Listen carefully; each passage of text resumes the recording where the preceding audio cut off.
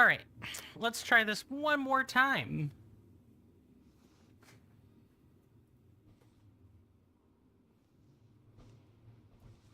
Okay.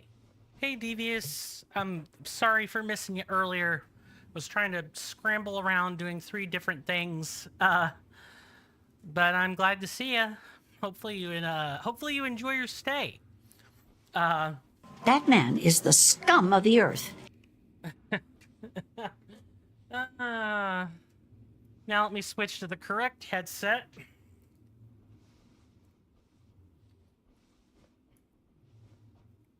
How am I? I am fine. Late Saturday evening. Still not really used to streaming after Helene and all that other fun stuff. Let's get a shout out for Miss Devious Grace.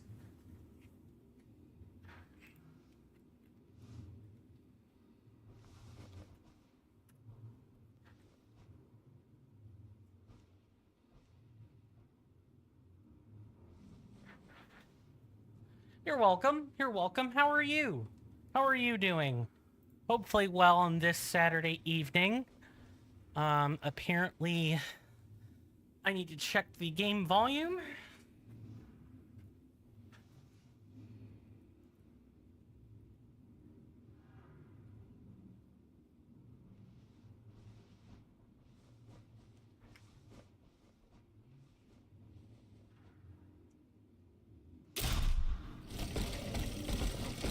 Okay, game appears to be at the correct volume.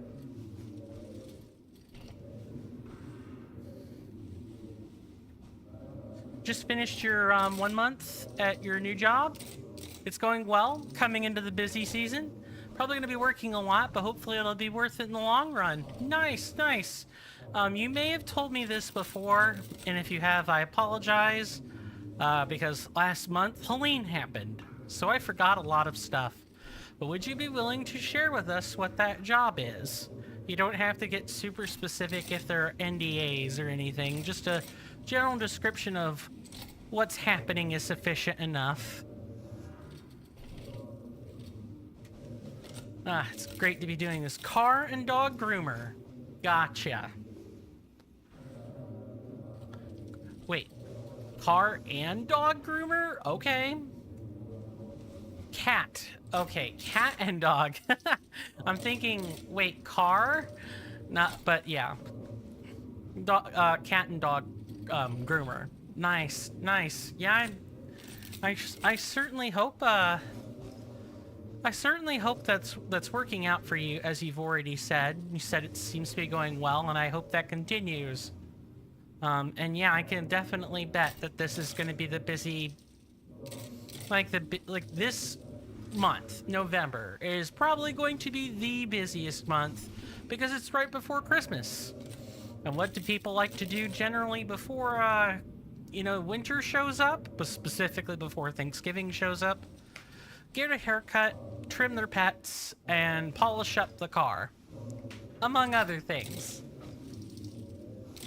For those of you who are new here, hi, my name is Coinstamp, or Swirling Vortex, or Steven, and my folks appear to be squawking at the football game. But welcome, everybody. How are y'all doing, if you hadn't spoken already?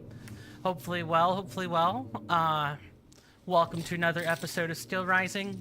I still don't have those plaques for you to show before we enter stream. I still need to do that stuff. To be quite honest, I've still been trying to catch up from Helene. Plus, I've been a little bit more sluggish as of late, so... Hopefully Hurricane isn't too bad. Also can't see anything, it's still the starting screen. Fair enough, but generally we're not here for 11 minutes. Let's get right over the challenge, the normal scene it's supposed to be. And make sure the light's turned on, and that the fan in the back is running. So, un momento per favore, please.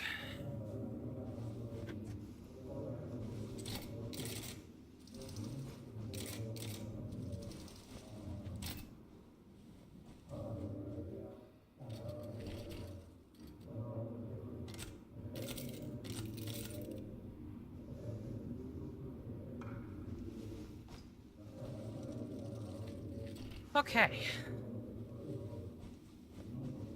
Light turned on.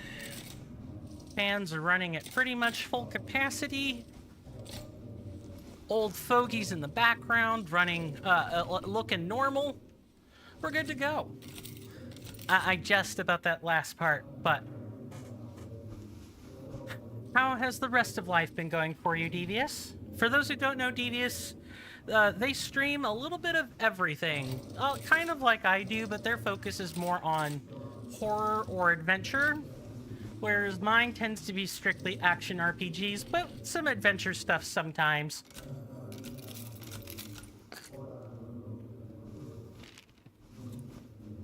I love Dragon Age. Yep, I do too. Veilguard came out. Yep. So you're banging that out. I hope Veilguard is good. I need to work up to that kind of money before I can afford it. But I've heard a lot of people have been saying it's good, and I'm gonna trust that until I see some gameplay for myself. Dude, I'm worried if it's not going to be good when I'm playing, because you don't like games with political agendas. You like games that are games. Do you think you've played through a bit of it, you know, I don't really care so much about spoilers personally, but are there allusions to the, or references to the, I don't know if anyone heard that. And I'm going to proceed like no one did until otherwise. Only the beginning so far. So good. Gotcha. Have you seen anything that could be considered subliminal messaging or anything that's political underneath the surface? I need to like do this. Just trying to shift this microphone to be in a good, stable position. Haven't been able to have it in a stable position for 3 days. On this game, you can choose your pronouns. Oh, yeah, that's not anything too novel. It's really choosing your pronouns is about the same as body type A or B instead of, you know, male or female. It's just to accommodate non-binary people, which is fine. Mm-hmm. And that's a good thing, although I worry that after the US election, maybe everybody who's made a piece of media that separates the two might be hunted after. I hope to God not. The thing that sucks is the voices. They only have 2 per male and female. Oh no, they have the Solasta problem. For those who don't know, there's a tabletop RPG, a strategy RPG called Solasta, Crown of the Magister. It's supposed to be a D&D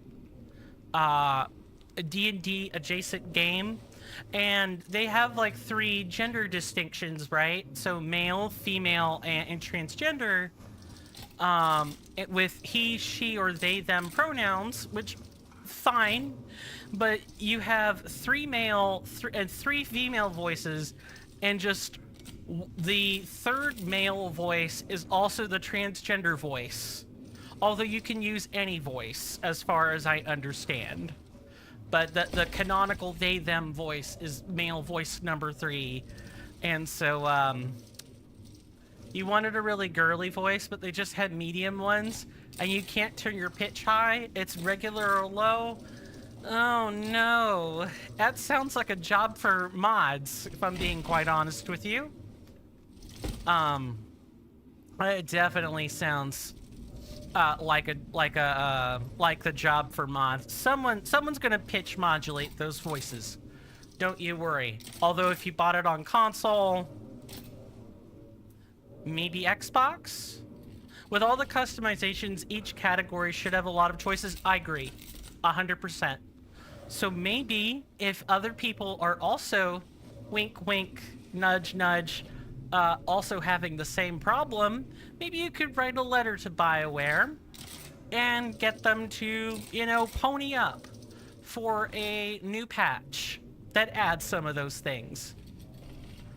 But bro, all the horn choices you could choose for your kunari, so many. Yes, so many horns, but so little other things. People just like drawing horns, man. That's what I personally think. Tiefling horns in Baldur's Gate 3 are a pretty good example of this. Where, there are, I want to say there are like 10 different designs. I'll tell you something, there's broken ones. I'm like, who the F wants those? People who are trying to roleplay a story, oftentimes you'll see like a one-horned tiefling written in like D&D literature somewhere, and the broken horn typically comes from either a scuffle in combat or something along those lines, or they were born that way with a broken horn. It's just meant to tell a story.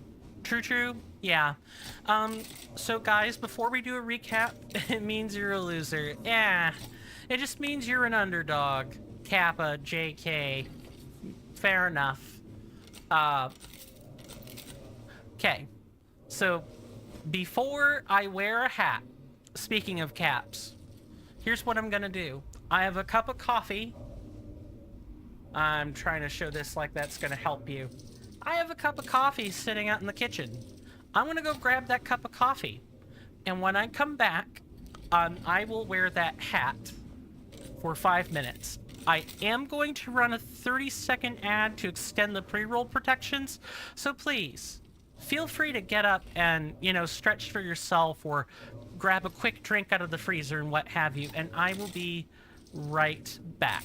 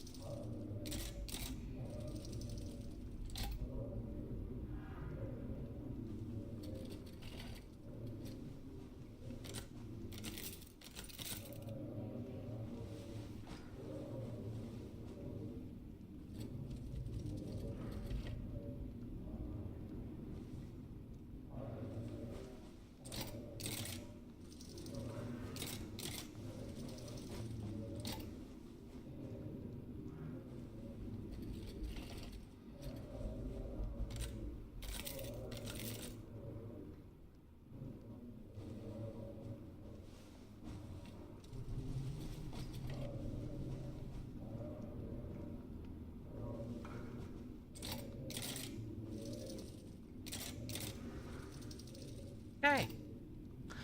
So, my apologies about that, folks. I am back. Cap wearing time starts now. So at 7:32, I will be able to take it off. Now, we're going to do a bit of a recap. I told you guys that I was going to be doing one of those, and then we can get going. You're welcome, Devious. You guys are free to redeem any of the alerts anytime. Please be aware that the pink ones do have audio reductions on them.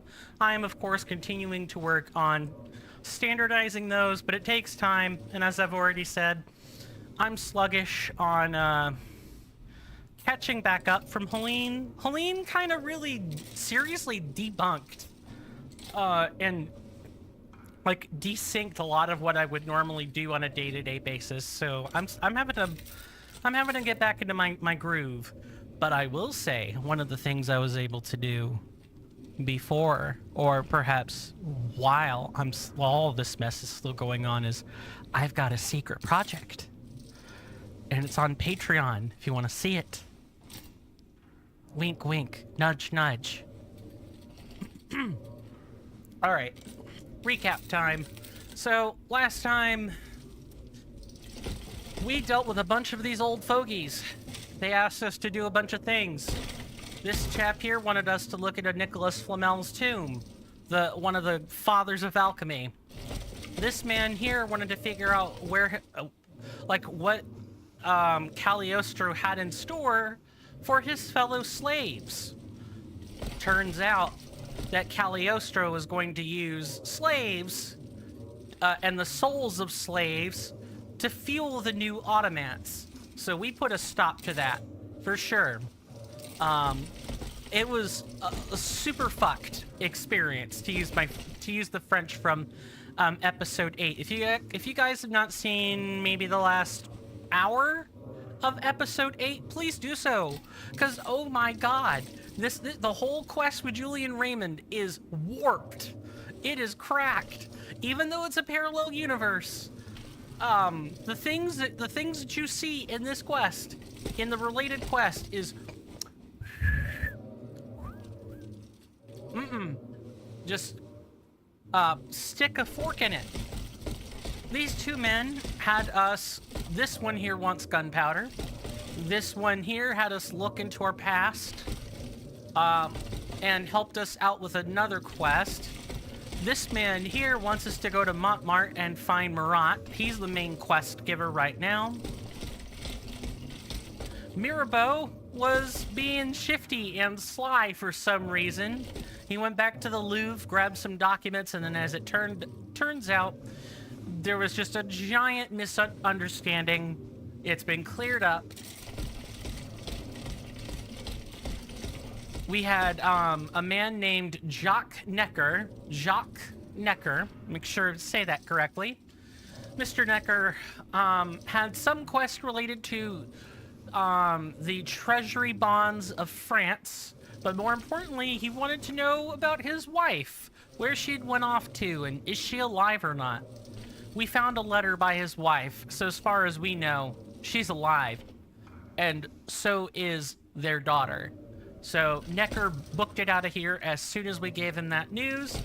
And finally, Mr. Lafayette, Mr. Marquis de Lafayette. He is having us look into some missing writers that are supposed to have been protecting Marie Antoinette's children. Also, he's like one of the competing members when it comes to the gunpowder. So we still got a lot of work to do. We were chasing leads all throughout Paris, trying to resolve all these side quests, and we are resolving them very slowly, but we're resolving them. We got a few things to do back in the Louvre, the Tuileries, but after that we'll be headed to Montmartre.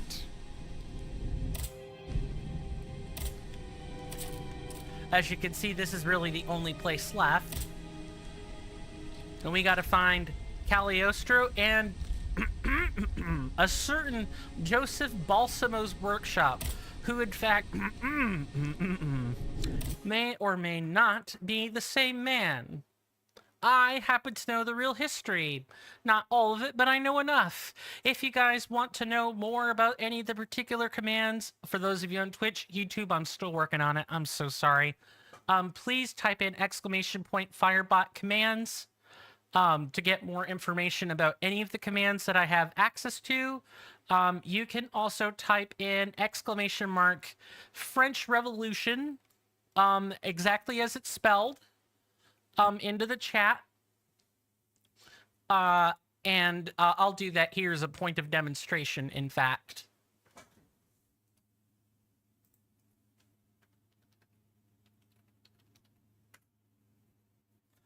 All the commands have somewhere between 30 seconds and 10 seconds for a cooldown, so you cannot spam them.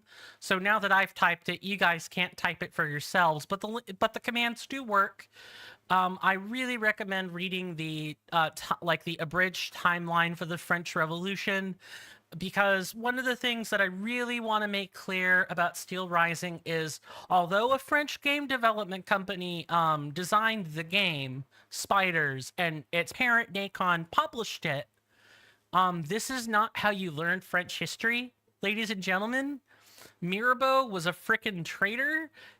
Cagliostro had nothing to do with the French Revolution. He was more known for Masonic orders than anything.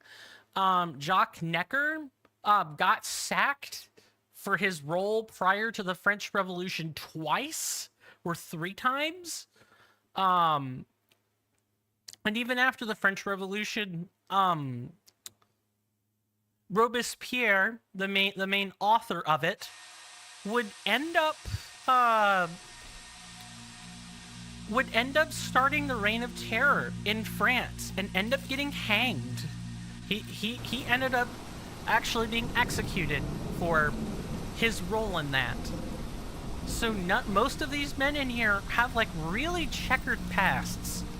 And in the case of Lafayette, well, I don't know about the rest of you, but I suspect the French, the British, and the Americans would all know who General Gilbert Lafayette is, because he's the one who helped us out for the American Revolution. He helped train our troops after, I want to say it was Bunker Hill. That's about when he started showing up. It was right after that. I'd have to go and look it up. I know, an American who doesn't know their history. It's been 200-ish years. It isn't as important as it was. It is important, but there are bigger fish to fry than do you know your history at the moment. It is 7:35, so the cap comes off. It's good, because I was getting hot. And I was kidding about the secret project thing. It's not really secret. You guys would just get delayed access to it. So I'm doing a Dragon Age trilogy playthrough, and maybe by that time I'll have bought up Veilguard as well, and I can just complete the franchise, so to speak. But that's not really a playthrough that I don't think would go over real well on YouTube or Twitch, because the Dragon Age trilogy includes 4 games. Not to mention side campaigns as well. You have Origins, Awakening, 2, 3. Those are massive games. Awakening is bigger than it looks. And it's bundled with Origins, so that should tell you something. Yeah, I'm going to be doing that playthrough, and that's supposed to be a Patreon and Coffee, not exclusive, but it's first look. And I'm going to be trying to, hello, yes, would you like to come down here?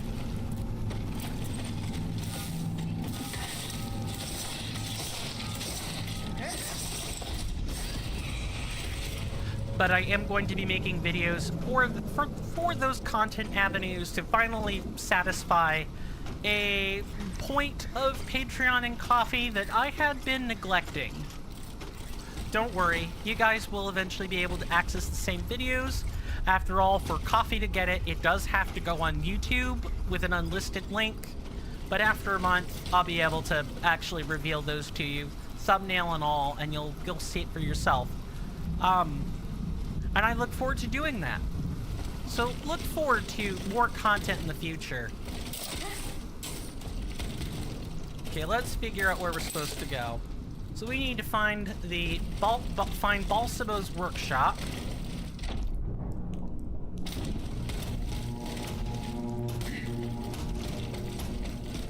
Which will be a quick trip through the Louvre, I'm sure. Skip to the Louvre, my darling. What can I say? I just had to get it out of my system. It was nagging on like a hook etched or a hook embedded, like ingrained into my brain. I had to just get it out.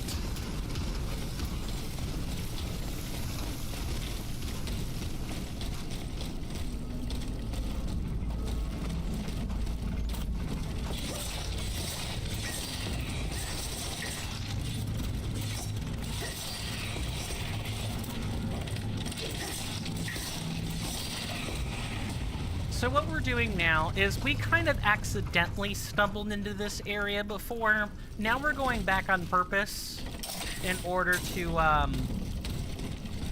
find Balsamo's workshop.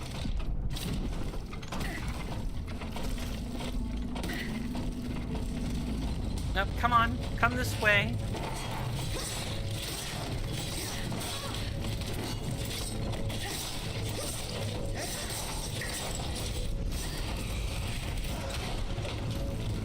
And maybe we can replenish a supply of capsules in the meantime. So the way this game works, it's a Souls-like game, in case anyone hadn't noticed. You have your light, your heavy attack, you have your dodge. You do have a few movement skills that are unique to Aegis. That's the character's name. You have alchemical capsules in the bottom left hand of the game display. You have a icon. You have a tool belt, and up on your D-pad swaps between two weapons. They can be 2 melee, 2 ranged, or 1 of each.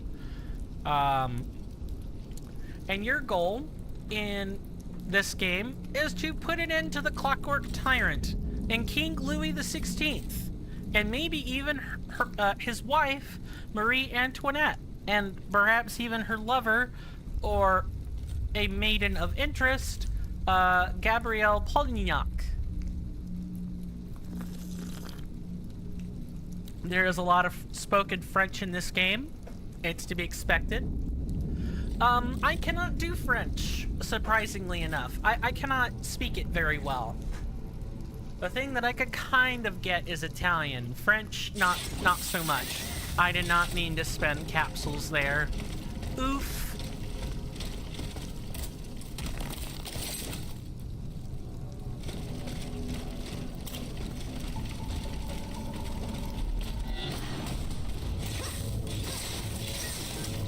And there are elemental attacks, there are bosses, they're all the great hallmarks of a Souls-like. They're all here.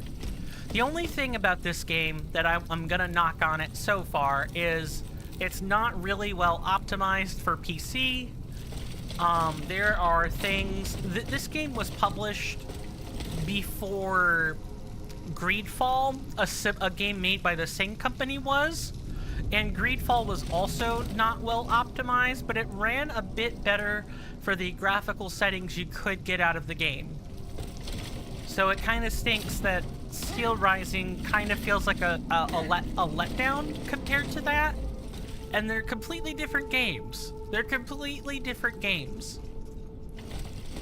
Maybe I'll show you guys, you know, Greedfall at some point, because my goodness, is it just a totally different design of game. Oh, and one other common thing about Spider's brand games, they all run off the game engine. It's called the Spider's game engine. This is beginning to sound a little bit like Bethesda, huh?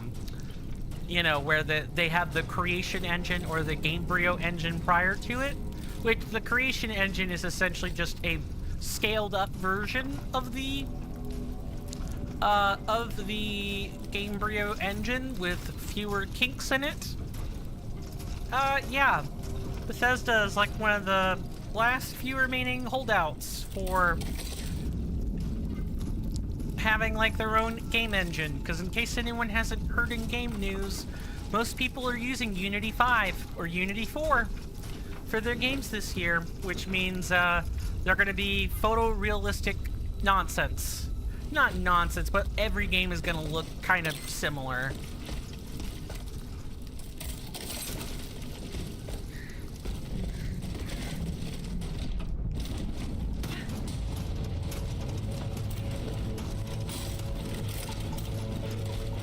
I need to be careful here.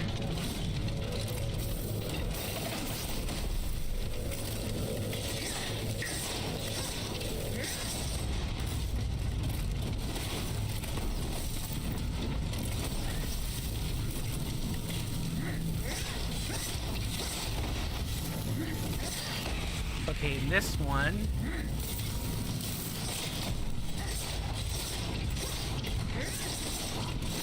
This one should explode now, but it's at half. Alrighty. What can I say? I know how to fight in Souls-likes, especially if they're not mechanically that hard. This game is not Lies of P or even Elden Ring. There's a lot of mechanical depth to it, but all that mechanical depth ends up boiling out to about the same gameplay pattern each time. Dodge the bad guy, hit from behind, rinse, repeat. Which makes sense for the kind of characters that this is, but I need to find his workshop, which I guess would still be in the series. It's telling me to go here, so I'm just gonna go here. Just see what happens. I get the feeling something might have even opened up.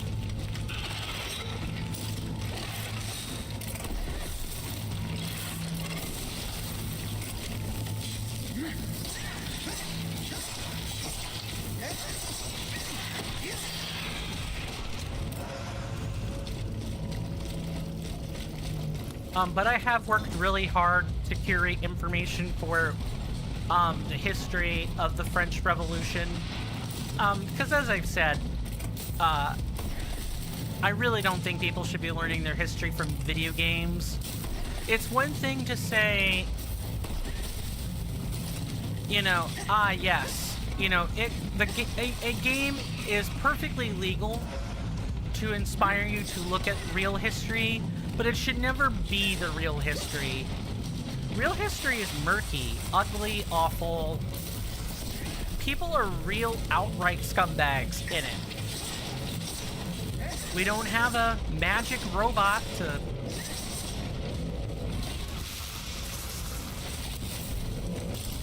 We don't have a magic robot to help, you know, keep us straight. We don't have a bunch of unruly teenagers to tell us, hey, you're doing this wrong, things need to change. And no, even if there were, the teenagers wouldn't have any superpowers or anything like that.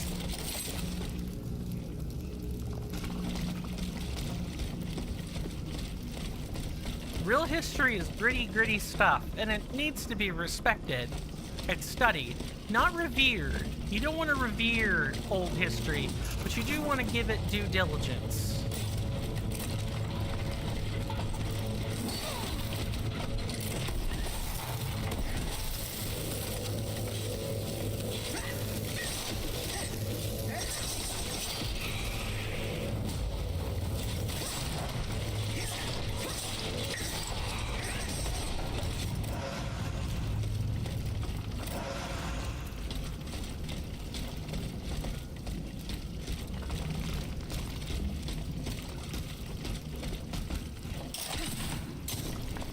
So now that we're here, workshop is in this area, generally speaking.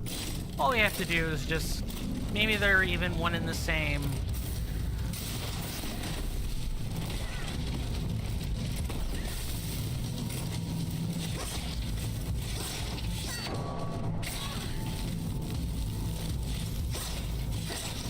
Just 1 second, because I need to deal with this spider.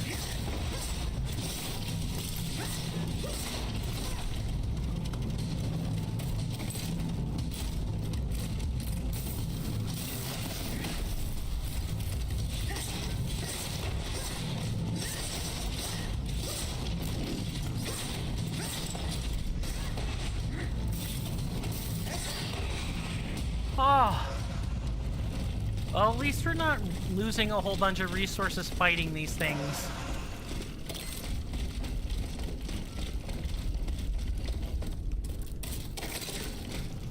Oh, so maybe they're like one in the same quest, perhaps?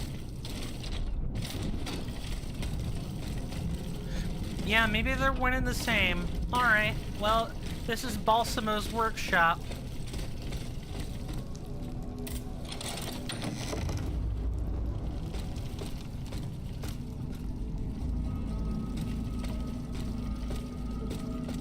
Is this how we want to... Oh, and who's in here? Is this like a spare coffin all ready to go? This notebook appears to be very old. I should show it to Abbe Gregoire. A Latin manuscript. Only a scholar who is well versed in ancient tongues could decipher this ancient document.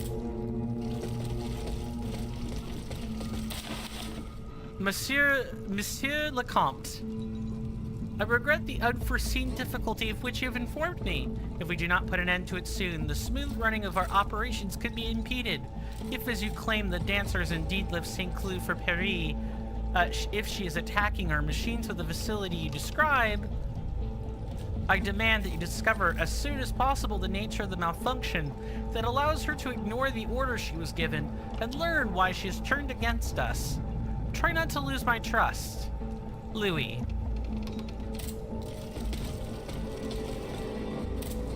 Oh, King, I'm gonna do way more than make you lose trust in him.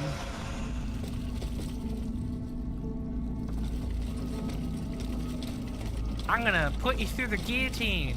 Or in fact, your own people will. Balsamo. So that is the name that the Comte de Cagliostro uses to conduct his business discreetly. I, Louis, King of France and Navarre by the grace of God, permit Monsieur Giuseppe Balsamo, also Joseph Balsamo, born in Palermo on the 2nd of June in the year 1743, to use the name and title of Alexander, Comte de Cagliostro, or the Count of Cagliostro if you want the English version, with full rights and in all circumstances. So if we were to refer to someone that way in our language, the new name would be Count Alexander of Cagliostro. So don't be too, frazzled by some of the French. Some of it is pretty easy to piece together once you, know some of the base words. But how to put your tongue to it, that's a whole different ball game.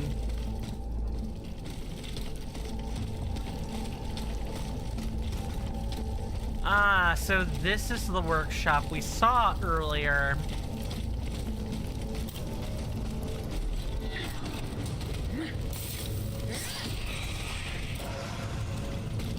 Makes a lot of sense why we couldn't get back in here before. You had to go through it via sewer to get to it.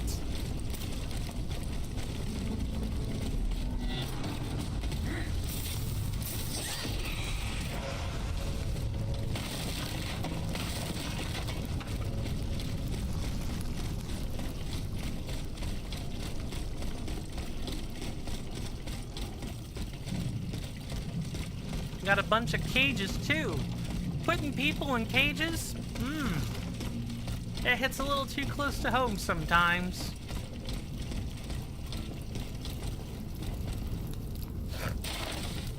A letter addressed to the Lieutenant General, General de Police. I, Victor de Riquetti, Marquis de Mirabeau, request that you... I'm sorry, what? Request that you contact the intendant of the police of the city of Grasse to have my daughter, Louise Marquis de Cabri, taken to the convent on Rue Tracastel. Tracastel? He shall entrust her to the care of the Visitation Sisters, who will ensure that she spends the rest of her life with them in prayer and contemplation. It is at this price that the poor woman shall be able, God willing, to wash away the blight on her soul. An empty envelope. The inscription reads, to the attention of the Lieutenant General de Police. So the Lieutenant General of the Police? Okay.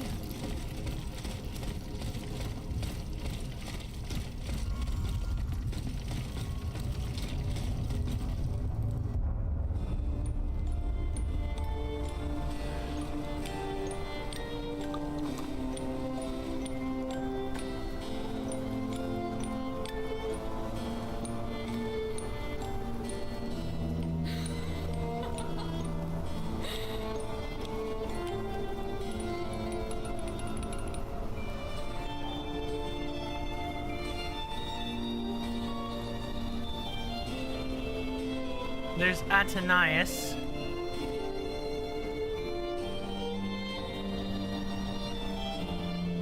Rosette, you're so beautiful.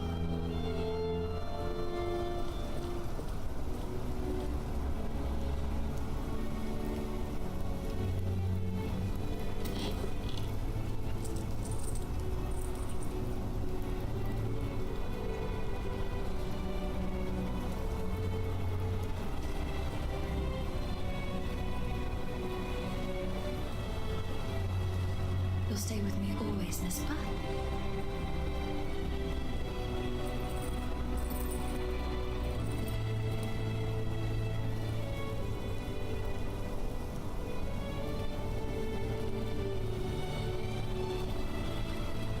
Without you, mon ami, I'd be all alone.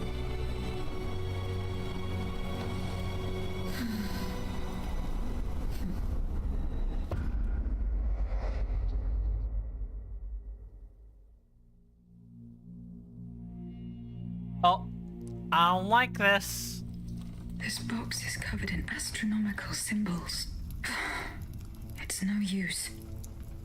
I can't get it open. I should show this to Monsieur B. Before that, we need to take a look at the item we just got. So got the workshop. No, wait, no, here. Stones found in Joseph Balsamo's workshop. These stones found in his workshop have been skillfully cut.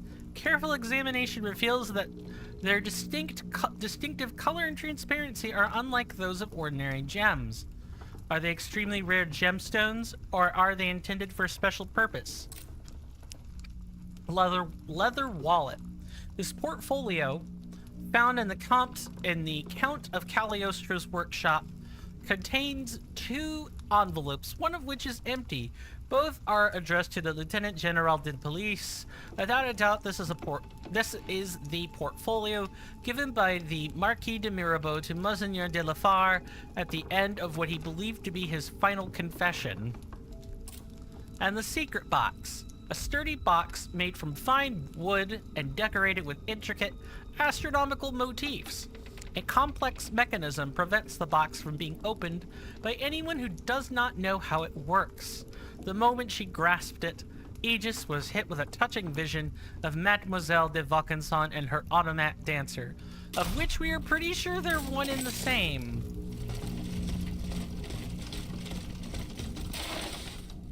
A letter from Dr. Mesmer. Monsieur le Comte. Mr. Count? I am still unsure of your true intentions. You and I both know the dispute between us that led to my flight. Despite the distance that now separates us, what I witnessed you doing still haunts me, and now you seek my help to perfect my art of suggestion? You believe I will give you, whom I know to be capable of the worst, the means to deprive an innocent person of all free will, and make them a docile servant? This leads me to believe, monsieur, that you have lost all common sense. Dr. Franz Mesmer.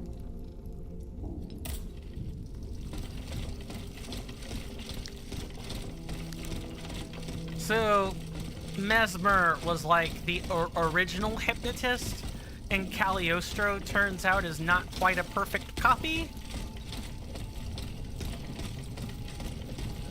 Yeah, Cagliostro was not really considered as much of a magician as Saint Germain ever was. So it does check out that Cagliostro's kind of having to work off the knowledge he has and is improvising in order to inflict the pain, suffering, and torture that he is. The sleepless slaves should be proof enough of his depravity, however.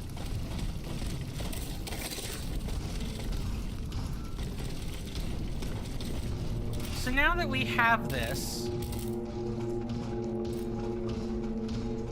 let's see.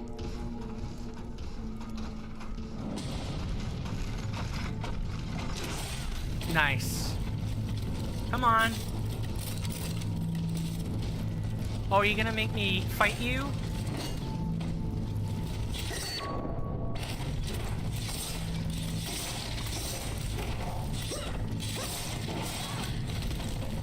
Just come through the archway already.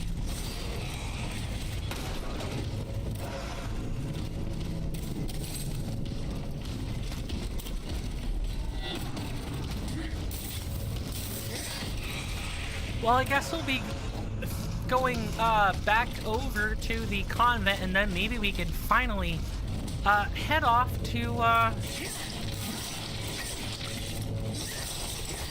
we can head back to or head off to Montmartre or Montmartre. I do wish they would give us a common English equivalent for this, because a lot of the names do have an English equivalent. I guess Montmartre just doesn't have one.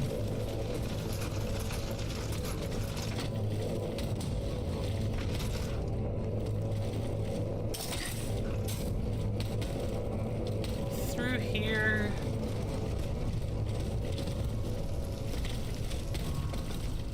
And then we can just go through the Louvre to get back to where we need to be. Yeah, that sounds about right.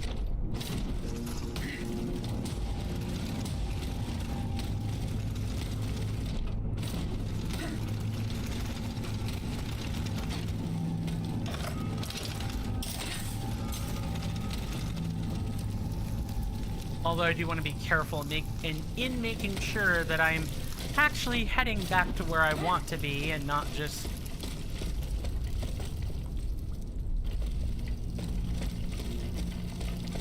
going in circles, which is what I appear to be doing.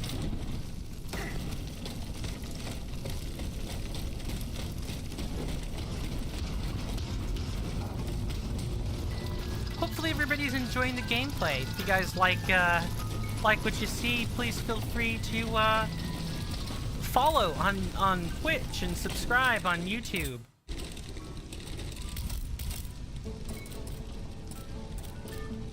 Don't have the orichalcum yet. So I think right now we're just putting a couple points into vigor so we have extra stamina to work with.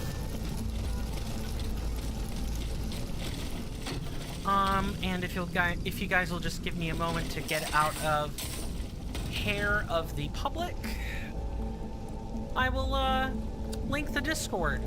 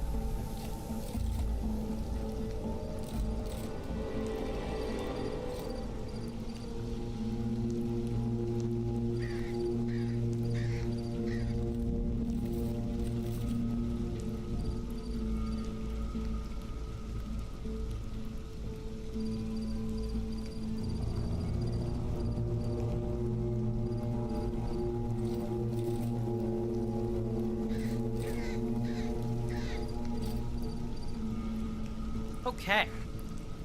Now that I've done that, I have lots of stuff on my Discord. It's a pretty quiet place, but it's definitely worth a visit if you guys like quiet places. Although there are a few people, I have places to post pictures, I've got places to look at commands. I've got a lot of things on offer, and maybe some things that not a lot of other streamers might have thought of or put consideration into. So if you do want to join a lovely quiet place and a loving family of senators and inductees, please consider the Discord today. Available as soon as you follow on Twitch or subscribe on YouTube. YouTube, that stuff's in the comments in the description. So, thank you. I don't have water, so coffee will have to be good enough. Thank you for the redemption.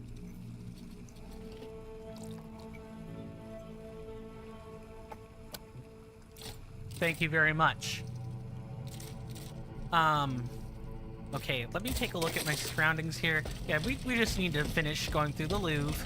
And we should have this all wrapped up and we can head over to Montmartre. So I'm going to call it that until I hear the pronunciation that Robespierre gives it again. Or someone else does.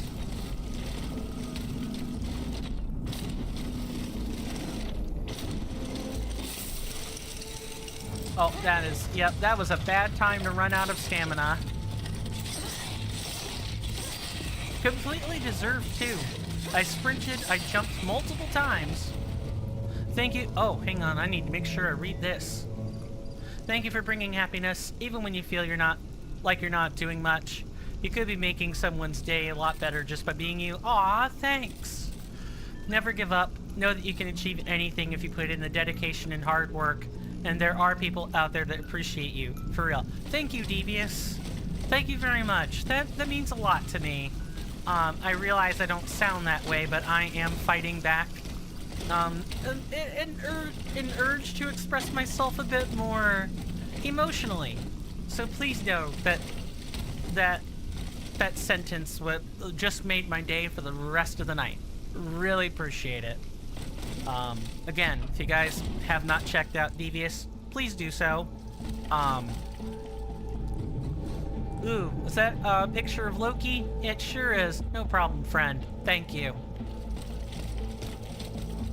Yeah, if you guys haven't checked out Devious, please go do so. They have a Twitch. I think they only have a Twitch as far as I know. But as soon as you type Devious Grace, it should come up. There should only be one of those. You just need to make sure you, is it title case? Yeah, it's title case. So Devious and Grace are two words you capitalize both. Oh, you do have a YouTube, but the husband does it. Okay, okay. Same name, different name. Just curious how it all works.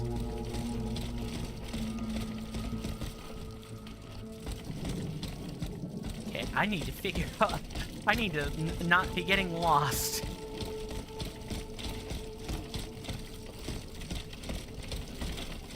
He has his own, you have your own. It's like two different planets. Ah, okay.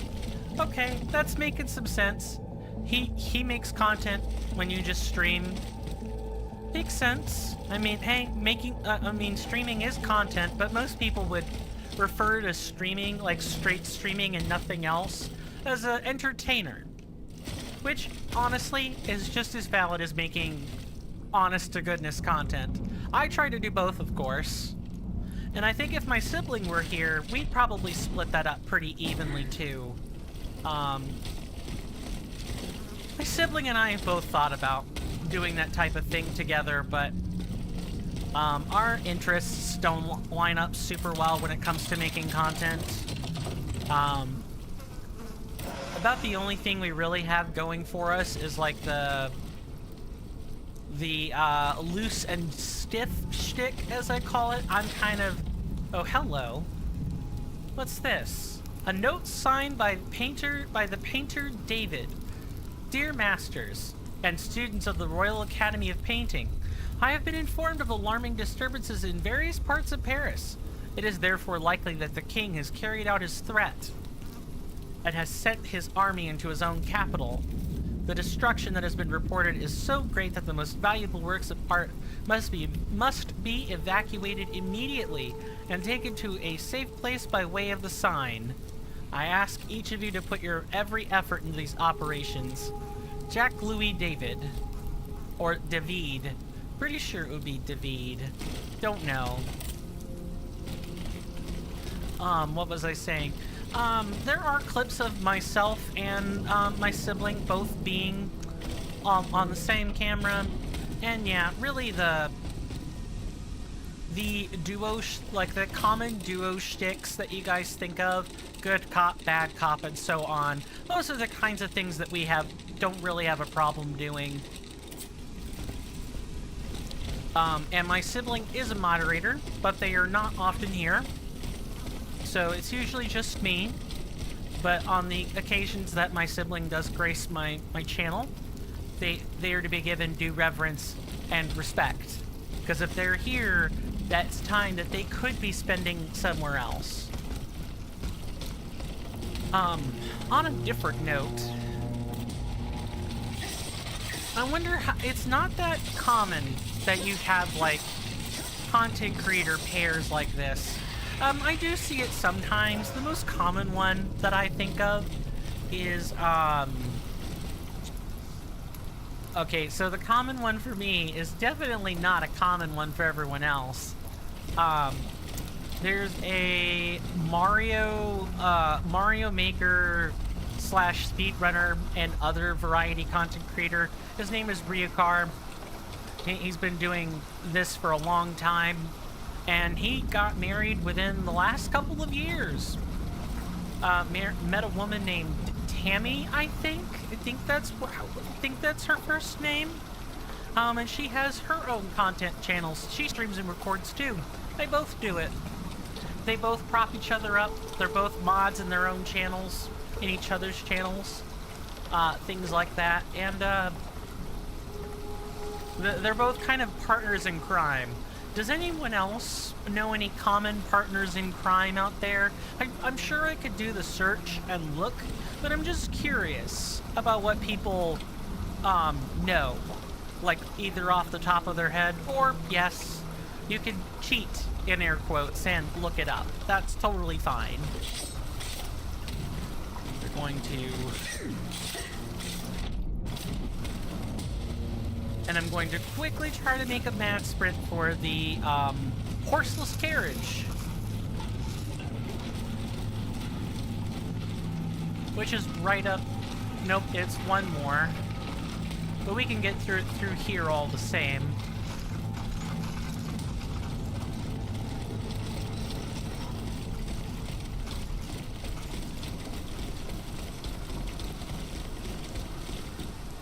Okay. So before we go back to... Oh, what's... Okay, that's just telling us where we are. Right. Is there any correspondence we need to do?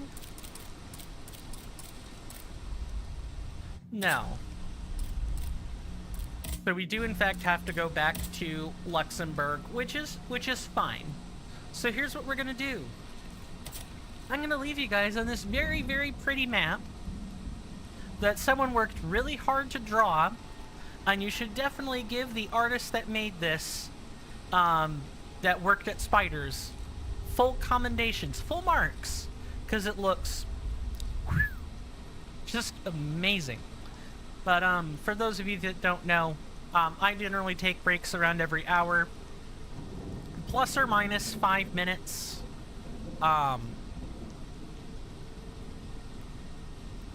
And I usually run 90 seconds of ads. I'm still going to run 90 seconds today, even though I have run a couple of intermittent ads since. I only ever run ads in 2 circumstances, though, guys. I only ever run ads when I take breaks like this, or when I had to go grab my coffee or use the bathroom. Yeah, those are other times I run ads. That's the only other time I run them. So I try to run a nice compromise between basically not running enough ads every hour to running at least something. It's not a very good compromise for me, but I hope it is a very decent compromise for all of you, because that's the party I care about.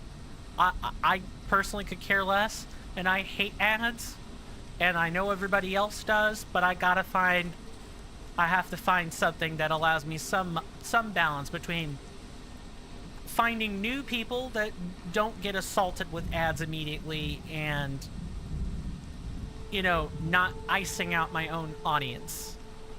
But it is break time. It is the very definition of break time. Thank you guys so much for all the comments, all the hanging out, all the redemptions. I really do appreciate it. And I will be back in around 5 minutes. See you guys then.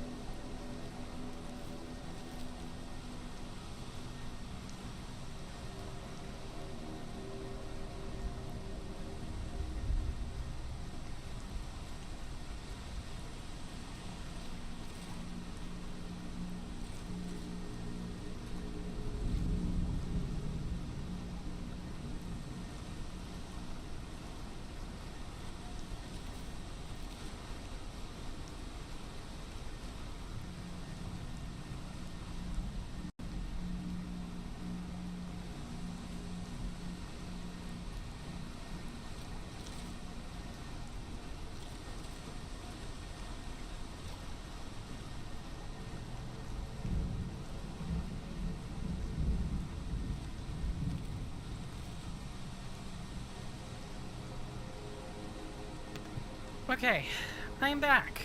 Sorry about that.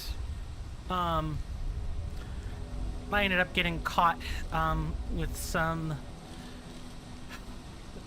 transactional conversation that I had to have with my folks. Additionally, I also had to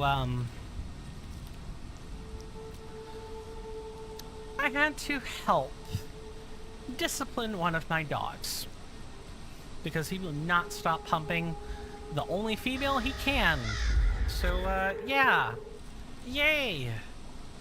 I love having to, you know, discipline my pets, the family pets. I don't really like doing that, but if they're not behaving, what else can you do? And don't say finger wagging and talking to them. They can understand like 50 words and phrases, but they have to be simple. You can't explain to the dog why humping without consent is bad. You can only say, don't do that. You have to appeal to the lower denominator of the dog's intellect, which is not incredibly much. They have better physical senses than they do mental senses.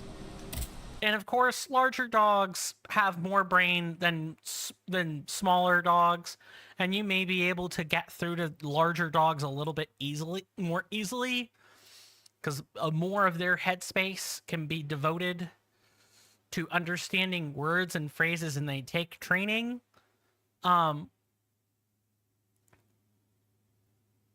But in general, you don't talk to your dog like a toddler. You kind of need to talk to it like an infant. Which is yes, no, reward with treats if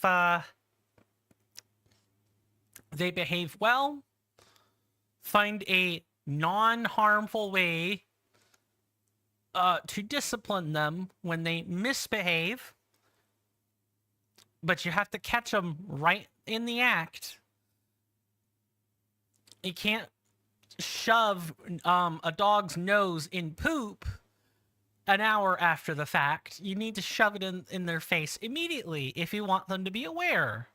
You need to do it multiple times until they learn, if I poop in the house, my nose is getting shoved in my own poop, so I will know what it smells like. And if I don't like that, then I don't do that. And you can tell when a dog tries to like get away with it on the sly if you attempt to go for the punishment of shoving their nose into their own pile of dung and they start trotting off. Then you know that they know that you know what they're doing is wrong, or it's not something that mommy and or daddy like, and therefore I don't want to be caught with my pants down. I'm anthropomorphizing the animal, but just generally speaking, if the pet doesn't like something, then and the owner consistently does it, they will run if they think the owner is going to do it. But you don't want to pop a dog. Like a butt whooping to you or I would be like I'm trying to break their freaking back or spine. Every time I hit them, and never mind the owners that like kick a dog or, you know, hit them in the face or on the nose. You could actually like cripple a dog for life if you hit it too hard, or any small animal. Just don't do it. Don't be violent with your pets. Don't scream at them. Don't yell at them. Use cues they actually understand, because all yelling is going to do is make them feel bad. And not because they understand the words, but you're just yelling at them and you're challenging them. That's what they understand. Along with the 1 or 2 words they can pick out if you say it often enough. And the context is simple. All right, Gregoire. Can I help you, Aegis? What is the significance of these objects steeped in memories? Nemes. I have reread every word that I have on them. Pages that have remained unintelligible to this day. These echoes go back to the beginning of time. To that fateful day in ancient Greece when some dark magician took it into his head to bind a soul to an inanimate object. You see, Aegis, there is nothing more diabolical, nothing more unnatural than this sorcery. The soul is the very essence of the divine. It refuses to submit to such an abomination and resists, eventually breaking. The earliest necromancers whose works have survived through the centuries all describe the same phenomenon. When a soul is fragmented, 3 shards of memory are torn from its consciousness and take shelter in 3 objects that the victim held dear. It's as if these memories wish to remain bound to the mortal who had held them until then. I found this notebook written in Latin. Indeed. Medieval Latin, to be precise. Oh, hold on. Bon sang. Aegis, what a find. This handwriting, I would recognize it anywhere. It's in Nicholas Flamel's own hand. Give me some time to study this, and I'll tell you what I'm able to glean from it. Have you finished reading the notebook, mon père? Yes, Aegis, and what I learned from it puzzles me. In this diary, Flamel tells of 3 journeys.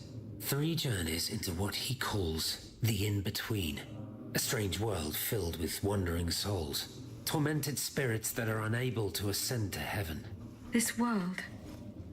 It's where Cagliostro's victims were trapped until I freed them. En effet, I believe you're right. But that's not all. Flamel planned to return there a 4th time. He wrote this in the final paragraph, in his handwriting, dated 21st of March 1418. That was the day before he died, Aegis. What if his body died while his soul was traveling through limbo? What if he were trapped, a prisoner in this purgatory? Aegis, because of your unique nature, we have an incredible opportunity. What do you mean, mon père? If the soul that animates you has been bound to the automaton that serves as its vessel, then it can be separated from it too. And if this were the case, the soul would travel to purgatory, where Cagliostro entraps the souls of his victims. Hold on. Are you trying to convince me to go and find Nicholas Flamel? I'm offering you a chance to speak to the man who discovered the Philosopher's Stone. Surely you won't pass it up. Assuming I agree to venture into purgatory, do I even have a chance of finding him there? Certainly. According to this journal, the soul flies to the zenith of the place where it left the body of the deceased. Or that of the pilgrim, in this case. If Flamel's soul is trapped in purgatory, as we've guessed, you'll need to go to the house where he drew his dying breath. Is it still standing? Of course. It's on Rue de Montmorency, in the Quartier de l'Hôtel de Ville. You can get there via the cemetery of the Église Saint-Jacques. And how do you plan to free my spirit from this automat? We would simply need to break the bond between them.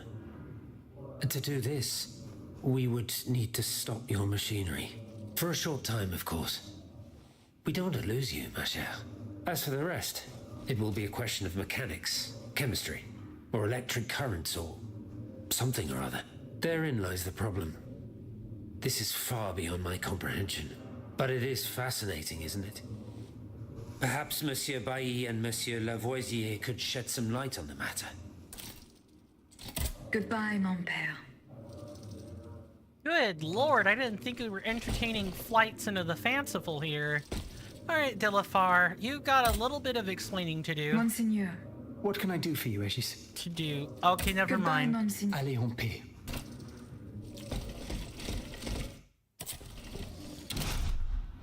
Okay. Montmartre. Have to go to the Bastille. That's Montmartre.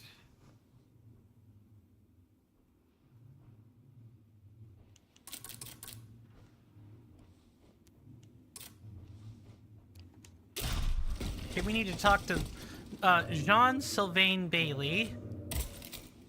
Monsieur Bailly. I found this box with astronomical symbols on it. I believe it belongs to Vaucanson's daughter.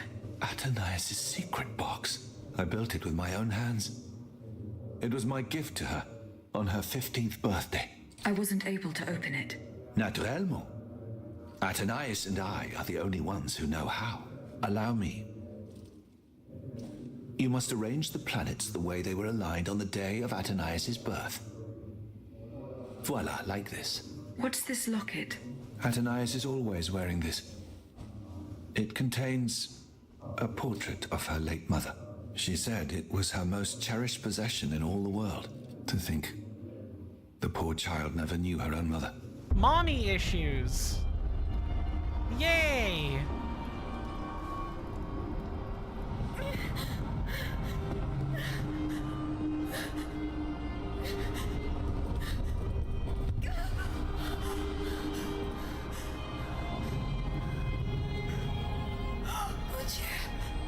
Lydia!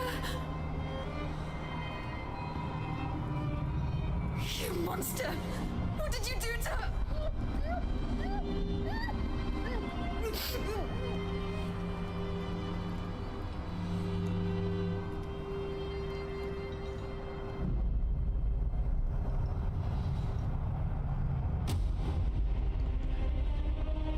Tied her up.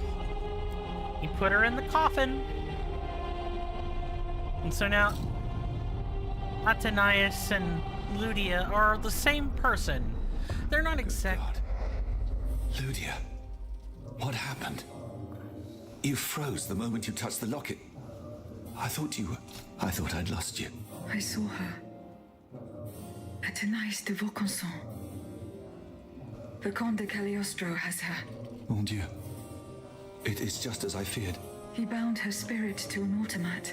Please, say no more. Athenais. It is her spirit that animates you. Is it not? Yes.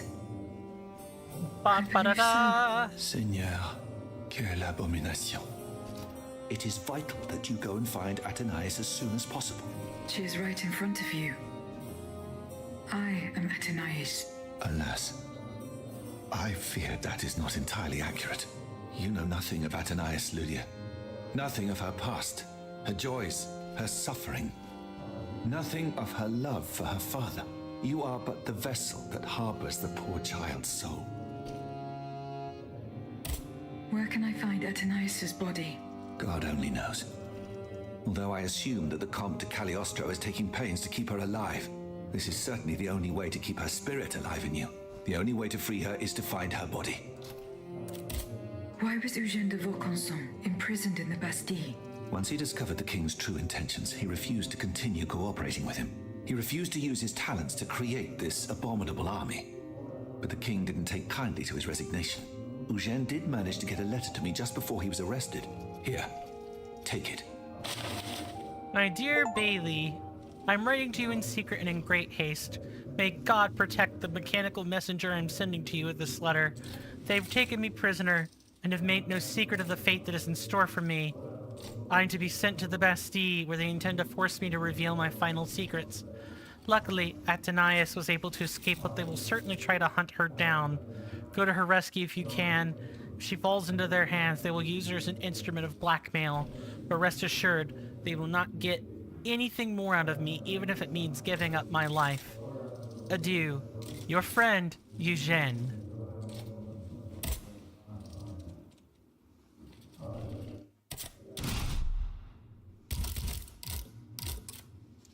This locket, found in the astronomical box, contains an enamel portrait of the late Madame de Vaucanson. So Mademoiselle would be the young lady. This here is the mom, who died hours after giving birth to her only daughter. Complications due to childbirth were common back then. It is all Athenais has left of a mother she never knew. In her eyes, there is no greater treasure.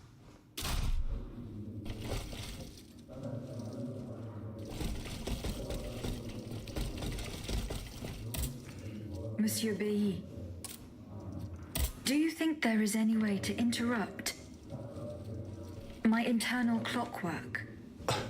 A most unusual thought. What do you have in mind, Aegis? I would like to briefly sever the bond between my spirit and this automat. It is a very strange request, madame. For what purpose do you seek to free your soul from its shell? According to the abbot, my spirit would then be able to visit purgatory. Oh, that dreadful place. Why on earth would you want to go there? I hope to find answers to some very important questions. You must understand, madame, that your very nature is a mystery to us. We are ignorant as to the principle that imbues you with life. nor do we know how your machinery works. That is why it is impossible for us to make even the slightest alteration. It would mean taking an unacceptable risk. Of course, if we had documents that could shed light on the matter. Antoine, the blueprints. What blueprints, mon ami? Ludia's. Eugène gave them to me when he was working on the modifications ordered by the king. He wanted my opinion on the potential for reducing the size of certain key parts. The documents are obsolete now, but they could tell us quite a bit about the mechanical principles that are shared by Ludia and Aegis. Bon sang, you're right. Where are the blueprints now? Alas, the situation is not in our favor. I kept them in the safe at the observatory. But earlier, when I went there to collect my most important documents, before setting off for the convent, I found looters making off with its contents. Blasted scavengers. Their kind are always quick to make the most of chaos. I chased them to the keys, but was unable to apprehend them. When they disappeared into an underground passageway under the Louvre, I decided it was best not to follow them. You acted wisely, mon ami. The automats are everywhere, and the marauders don't stand much of a chance. I'll try to track them down. Retrieve blueprints. Oh, these side quests just keep getting better and better.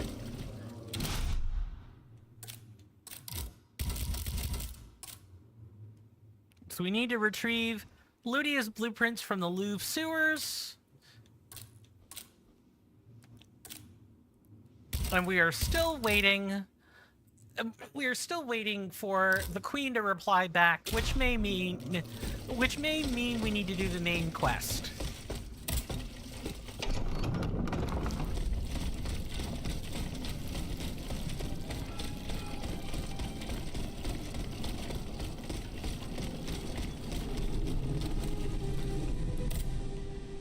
This has certainly been a wild half hour, hasn't it?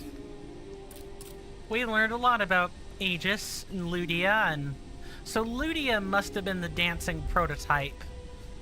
And Aegis must be the model that was based off of Ludia's appearance, which was why Mr. Bailey referred to us as Ludia when we got him out of the coffin, if I recall correctly.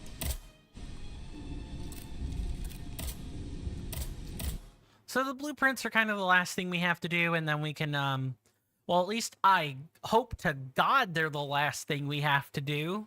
And then we can, finally head to Montmartre. Hopefully Aegis will say its name, so that I may say its name. Just don't say it 3 times, or else Altenac might come out and get you. Or, the real world reference, Beetlejuice might come out to get you. Because that's what the Duskborn set was kind of all about, was that, what is it? Stranger Things Beetlejuice vibe with extra stuff added.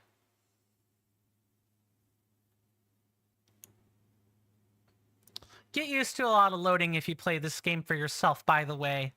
There's a lot of it. This is one of the things I definitely mean when I say this game is not optimized for PC. It does take a long time to load. And I sure hope... I want to say Spider or Nacon. Nacon's the one with the actual strikes going on over in France. So here's hoping that Spiders has kind of just been busy cleaning up its engine or using a different engine altogether at this point. Now would be a good time to remind everybody that while financial contribution is never required, thank you, CoffeeBot. If you want to financially contribute and get your own custom content in a couple of days when I get the video edited and published, check out Patreon and Coffee. I have tiers there that basically, those are like the real values on things that I would consider,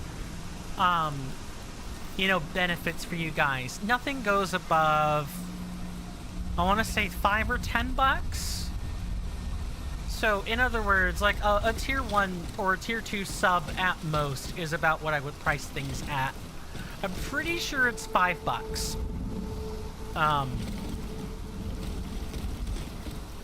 The only thing you guys wouldn't get, of course, are like protections from ads while streaming. But if you guys want votes on like, that is, Aegis is broken. I need a little snip of Chip's challenge or something.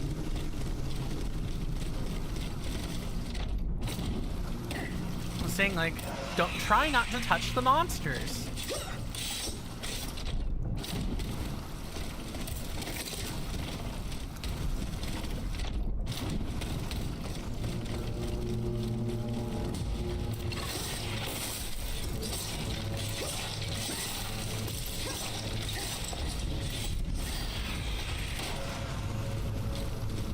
My apologies for any barking dogs. Something has apparently set them off, though.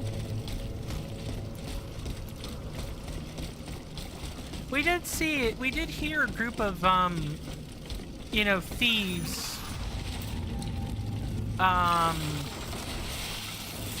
Wednesday, I think.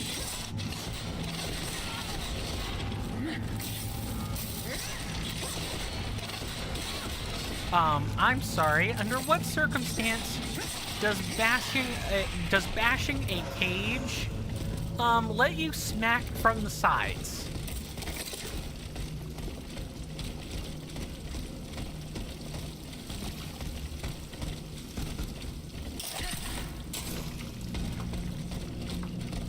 Okay, maybe now this will be opened up to us.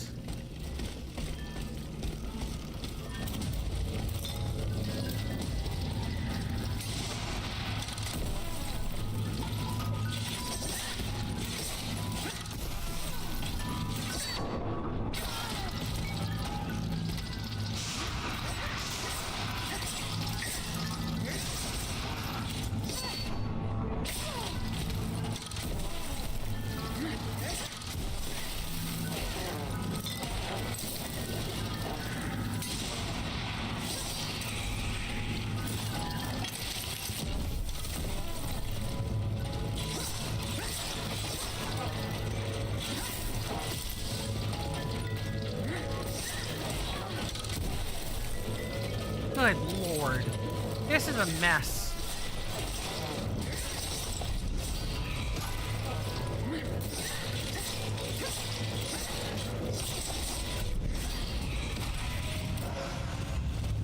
We certainly could have died there, so I'm thankful that wasn't the case.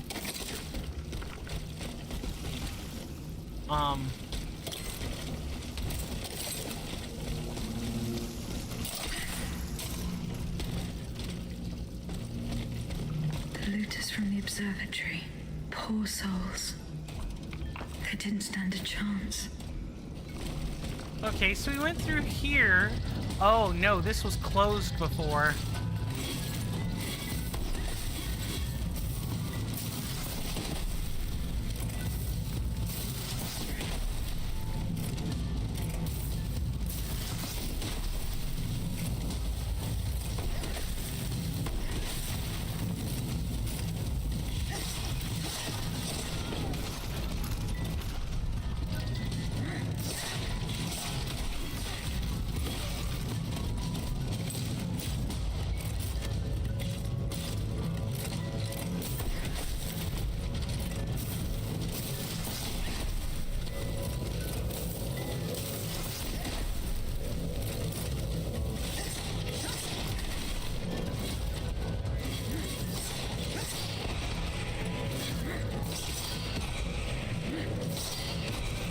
Okay, that, well, wasn't that fun. We got mobbed by, enemies at the door. And had to try to cheese them using weapons they were resistant to. Fun!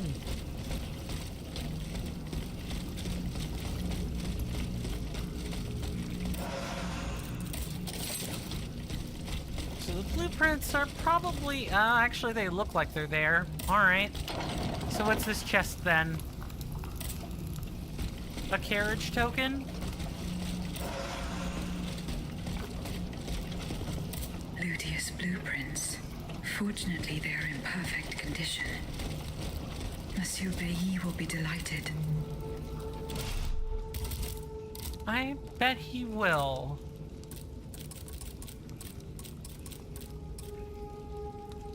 We will unequip those and find the carriage token, which is probably right there. Oh, that is beautiful. That is so nice. Just to be able to have the,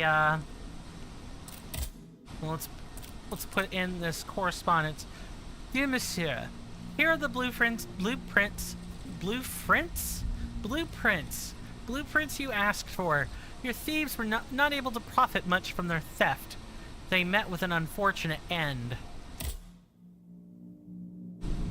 An unfortunate fate, you say? Those poor devils probably did not serve such a definitive end. What would they have done with those documents? By the grace of God, Monsieur Lavoisier and I have been able to learn valuable information from them. We have located the archaic timer system that Monsieur de Vaucanson used to set the duration of Ludia's dances. We are certain that this device is still in place. If we reverse it, we set an inactive time, during which your spirit would be separated from your mechanical body. However, for you to be able to do this without our help, we must make one modification to your design. You must install a pin that you can remove at the appropriate time. Please return to the Cordelier convent as soon as possible. Back to Luxembourg. This rabbit hole just keeps getting deeper, chat.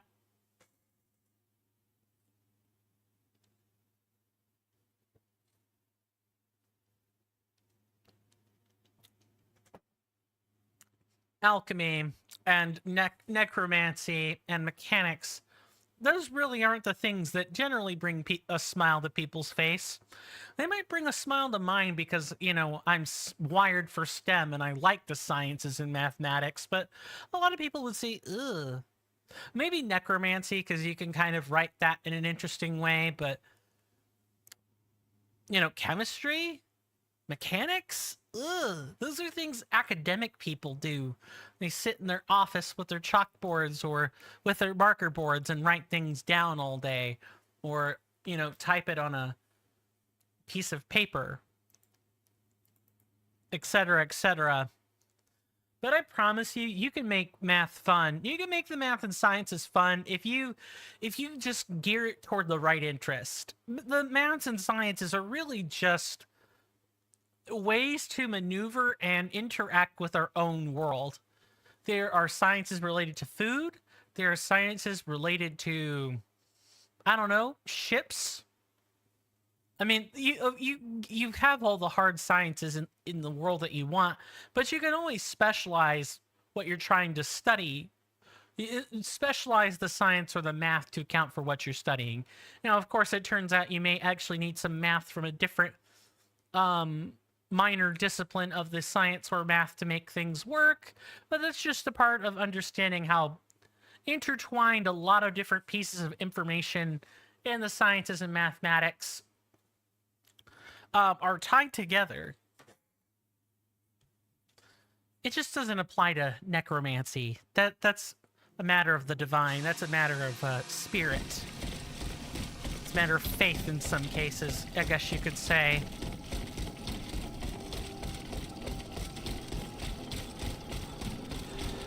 Alright, let's go talk to the scientists who are going to be right here.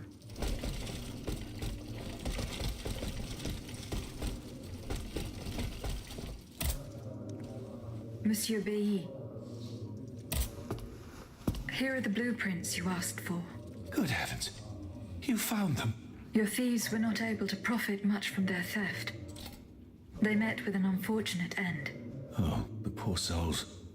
Their crimes did not deserve such a permanent ending. Certainly, certainly. Let us look at these documents now, if you will. No, Antoine, the F-wheel is not part of the cog that transfers the driving force to the escapement. Diable, you're right. It's driven by the B-wheel, and its axis is on the shaft that's visible at this point. Precisely. In fact, the shaft sits between the conical bearing and the small groove here. See? True. It's decided then. All we would have to do is separate these two plates to disable the entire thing. And to put them back in place at the agreed time to start the machine again. You will not be able to assist me. I have to do it alone. Half a league away. You must be joking. By no means. You'll have to find another solution. Unfortunately, madame, you're asking us to do the impossible. Oh, ça, par exemple. Once your spirit is untethered from this automat, it will be impossible for you to start the machine up again. Hold on, my dear Antoine. Is this device in Figure 4? Is it still in place? Yes, it is. What of it? Bon sang. It's a timer. It's primitive, true, but fully functional. The dial has marks from 1 to 15. Probably minutes. It was to allow Eugène to plan the duration of Ludia's dances in advance. Oh, I see. And by reversing the position of this peg in the center, we could instead turn it into a period of inactivity. Nous y sommes, mon ami. Fantastic. Will Aegis be able to operate this device herself? We'll make it easier for her. All you have to do is put a bolt there that she can remove when the time is right. Yes, a small iron rod will suffice. We won't have any trouble finding something that will do. When the timer dial reaches 0, the automat will come back to life. However, given the dial's fragility, we will probably get only one chance to try this. Are you sure that the bond between my soul and this machine will be re-established? Ma foi, I admit that we can't be sure of this. What do you say, mon père? Don't be afraid, Aegis. Unless I've been wrong from the beginning, your soul will seek refuge in the only body it has available to it in this world. Well then, shall we start the preparations? Let's begin. My fate is in your hands, monsieur. Voila. Everything is in place. When it's time, just pull on this metal loop to start the timer. Remember, you will have 15 minutes and no more before your spirit returns to your body.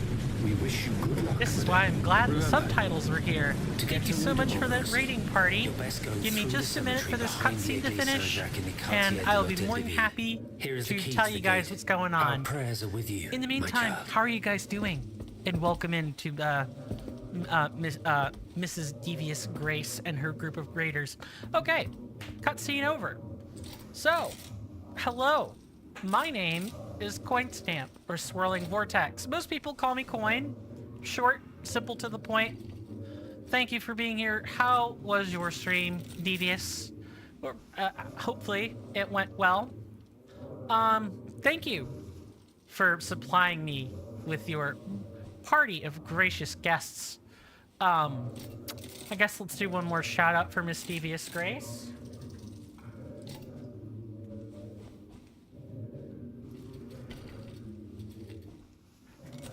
Good, good. You have to take a nap, have a headache? Okay. Well, if you gotta cut and run, that's fine by me. Enjoy your nap, and may the headache subside sooner rather than later. Thank you for allowing your raiders to keep me company, Devious. And with that, go enjoy your well-deserved rest. Hopefully everybody is doing well today. So welcome to Steelrising. It is a Souls-like game. I would say it is the precursor to Lies of P, so different company, but this was kind of the start of taking old stories and adapting them to modern game medium. Well, not really the start, but like in a Souls format, I guess, with all the modern bells and whistles that one could ask for in a Bloodborne-esque title. I guess maybe, what is it, Dante's Inferno would be another one? That story's even older, but it's kind of the same thing. But I would describe Dante's Inferno purely as an action RPG and not much else. Steelrising is loosely based on the French Revolution. Please type in ! French Revolution if you want to know more information or be led to a timeline of the French Revolution, because this game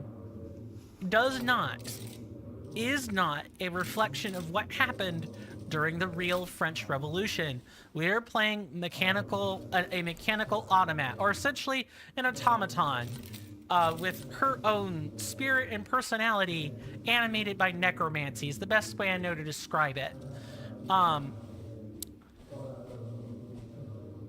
And there is an insignificant figure who has been made out to be the bad guy here. His name is the Count of Cagliostro, or Giuseppe Balsamo is the real world name. I can link them together because the game has done this now. And essentially, Mr. Balsamo was considered a real world magician and was known for establishing Masonic orders in places like Egypt or in Lyon, France. Unfortunately, unlike Saint Germain, who would have been another magician during that same time, Saint Germain, nobody really knows who he is. The Count of Cagliostro, we know exactly who he is. And for the most part, the work that Cagliostro did was sort of considered a fraud. That's just how it is. The stuff he did was a lie. And it was purely for political motivations and intrigue, I guess, is the best way I know to describe it. But if you want to know all the details on that, even though he has nothing to do with the French Revolution, you can type in !Cagliostro, I'm pretty sure. Let me see. Yes, and I'll demonstrate that now, because I'm not sure people will know how to spell it.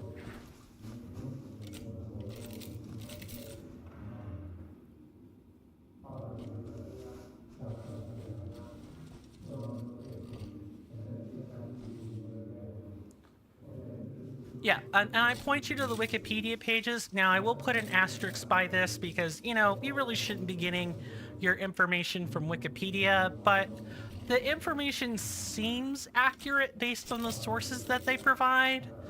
And you can always go to the bottom with the citation, where the citations are in a Wikipedia article, and just click on those. And they'll take you right, they'll take you right to the source that they're citing. Unless it's been paywalled for some reason. Some sources are paywalled. That's just kind of the nature of doing academic research, I'm afraid. But yes, Mr. Balsamo here is this game's big bad guy. His big thing, I guess, outside of the Masonic orders or lodges, was he was a hypnotist. That was kind of the thing he did off to the side. He was a real bona fide hypnotist. And our goal in this game is to get to the bottom of the events happening in alternate universe France, where we meet all of the major players, with the exception of Raymond here. Mr. Raymond is considered to be one of the co-founders of Haiti, or he put in the work necessary to start the Haitian Revolution.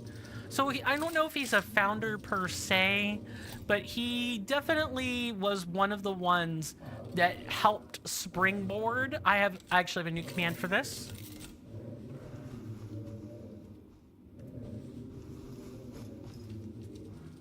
And he lived for a pretty long time, and supposedly he wrote the documentation, or helped write the documentation for the Haitian people to start their revolution, but he died before he could see the revolution's completion. He died just before the events started. But needless to say, we've got all the important players here. Just because Raymond isn't important in the French Revolution doesn't mean he wasn't important elsewhere. The counterpart that sits across from him, this guy is a real asshole and is majorly important to the events of the French Revolution. This guy is a real piece of work. I mean, in all fairness, Lafayette is also a great piece of work. All the gentlemen in this room, the old fogies, are all pieces of work. Have we figured this out yet? The revolution... Nah, I'm not even gonna finish that sentence. The important thing is just, this is a game with a lot of moving parts and pieces, and while yes, it's an action game with tons of story elements, it is also still a story. And, there are still elements of intrigue to be found here, because there were definitely elements of intrigue in the French Revolution too. Both before, during, and after it.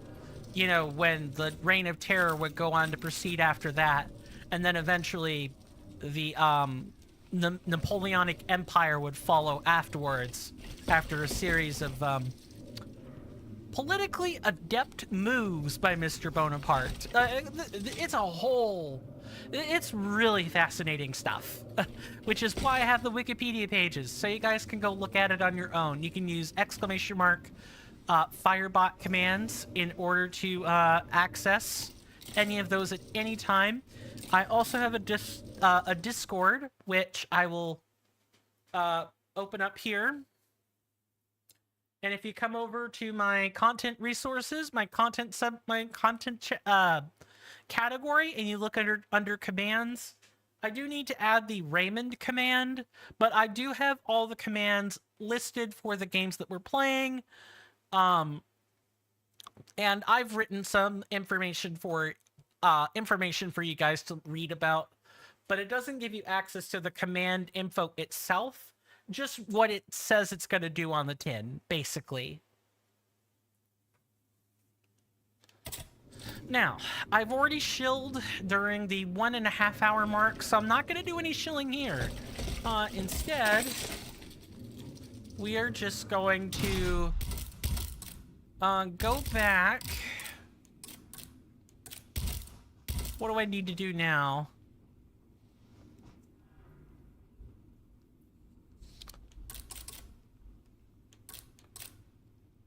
Okay, so here we're going to need to go through the Montmartre.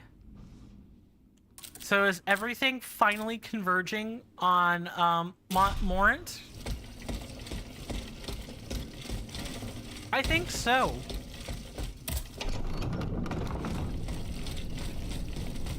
For those of you that don't know or are new here, I do take breaks about every hour, and we are coming up on the end of that now. Let's just take a quick assessment at where our quests are going. We are going into the in-between. Okay, we can do this first. So I'll try to make my way over to the quest site, and then we'll probably take a break there. I may also take it here, rather than... I'm thinking about it. And also, yes, please don't be alarmed if you see a Niv posting random things. A Niv is an AI, a Markov algorithm AI chatbot. I think I've said AI twice. That is just there to help, you know, keep me a little bit more lucid, a little bit more cogent, and, you know, keep me feeling a little less alone. A Niv here a Niv here has been trained in the Super Metroid speedrunning community chat data. That's where it's been pulled from. It can be in up to 100 chat rooms at any given time simultaneously. And it constantly takes all the chat data and does lots of stuff with it. If people have been putting in emotes, it'll spam emotes. If people have been trollish, a Niv will probably be a troll. And a Niv will sometimes just say random things just cause. And sometimes a Niv's a real gem. You really don't know what you're going to get with a Niv. And if a Niv does break some rules, I do purge it. I do ban it. But it'll be back. And I can't really... I think if a Niv were being racist, I would probably lay off a Niv for a while.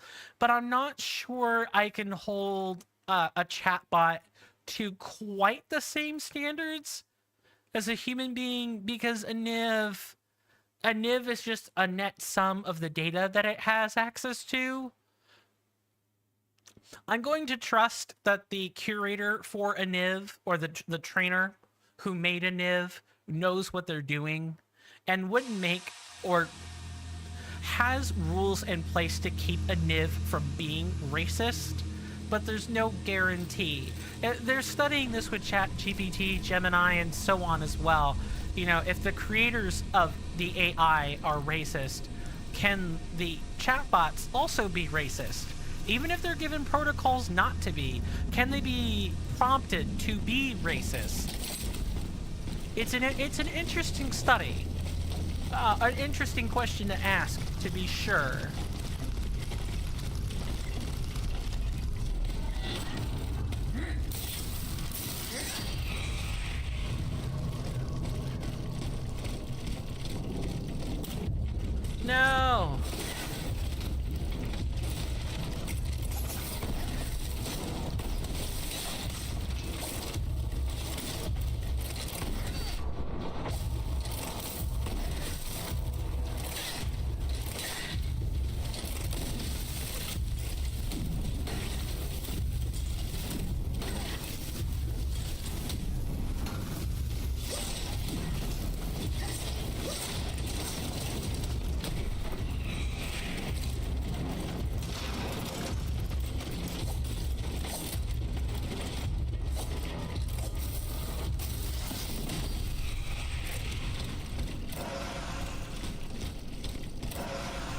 what did you guys think of Devious's stream, for those who are still here?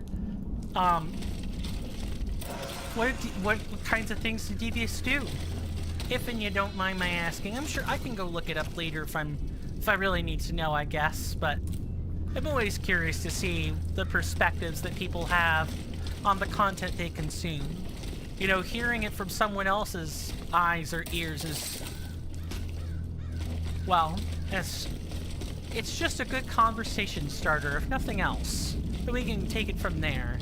In the meantime, I'll just try to navigate us to the, that's not what I was wanting to do. Okay.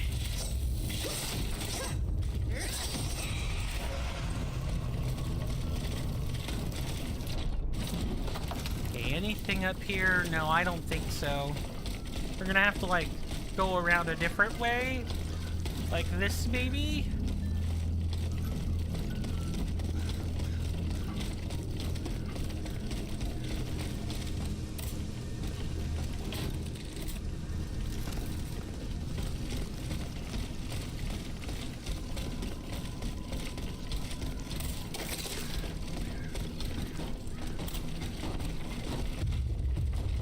Uh-oh.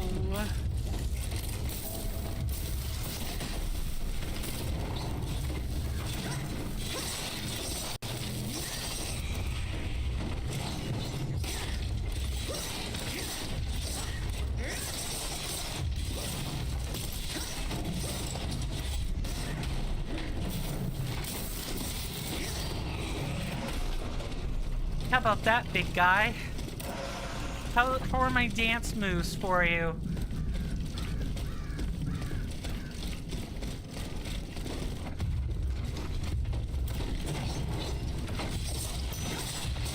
Oh, no, oh. Could be worse, I guess.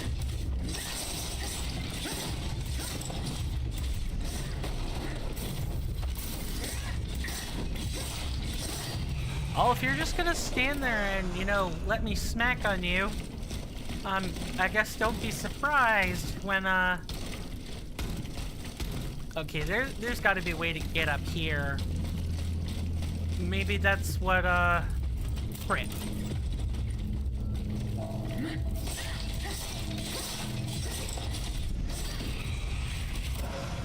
Maybe that's what this quest will let us do, is, like, enter the in-between here.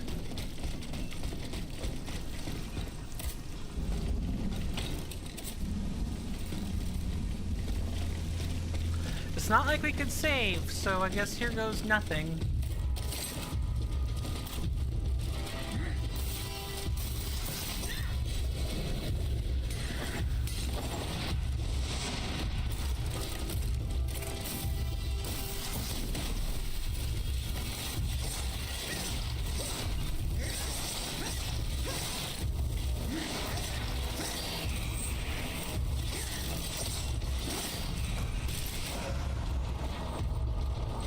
This guy the fire one? That's what I'm having a tough time remembering right now. Okay, fire one.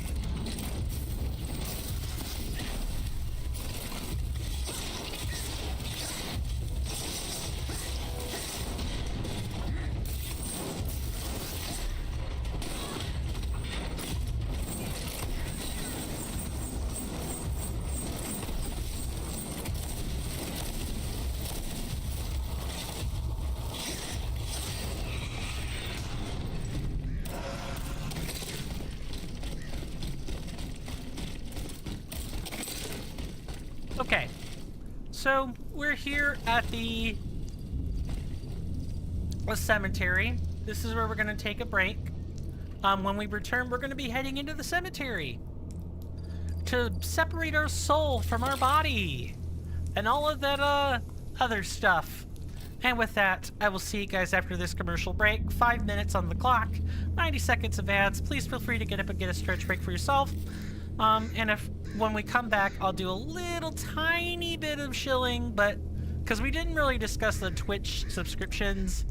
By the way, you should totally subscribe if you want to get through the Twitch, if you want to not have Twitch ads, among other things. Yeah. Anyway, we don't need to shill about that now, because I've just said it. Anyway, see you guys after the break. Take care of yourselves. Until then.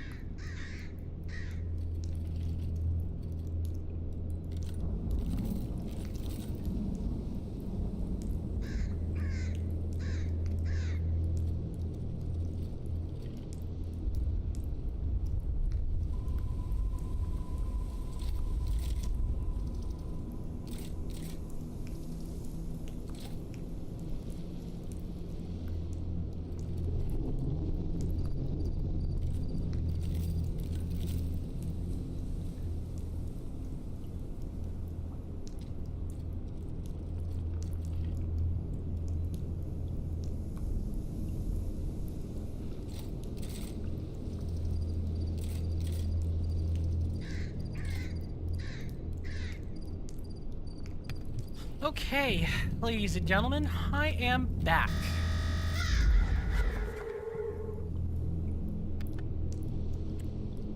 Hopefully everybody enjoyed, or at least got some beneficial use out of the commercial break. I realize that nobody likes ads. And a Twitch subscription definitely does go, at least a tier 1 or better. We'll cut out those ads for you. Alternatively, you could give Bezos all your money and, you know, have Twitch Turbo. I don't recommend it, but you can do that. There. I do have some sweet benefits, but you guys can read the panels, or you won't, and you'll just discover the benefits on your own. Your choice. But in either case, you know, thank you for being here at all. Money, I definitely know money does not grow on trees. And nor should, you know, people just be asking it of you outright, unless they're offering you something. And admittedly, what I'm offering you is not a product, or some other kind of actual real service. I just don't have anything on offer. I'm offering me a service. And that's it.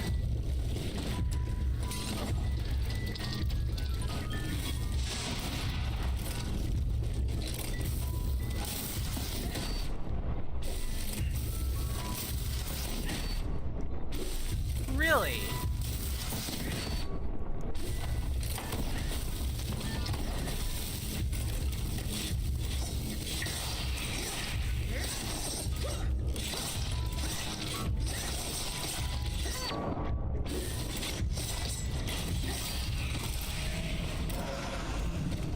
We are certainly spending a lot of capsules here.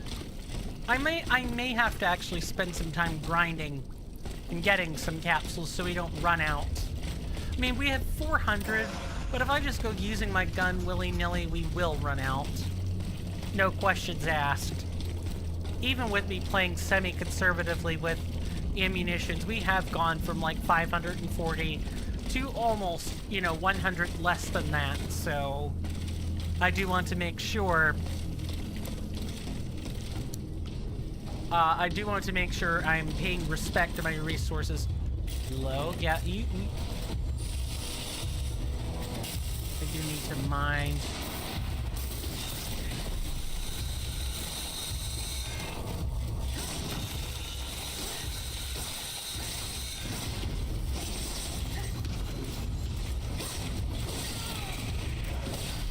What?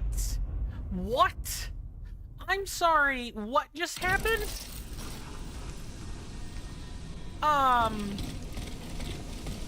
I just got bopped over the head.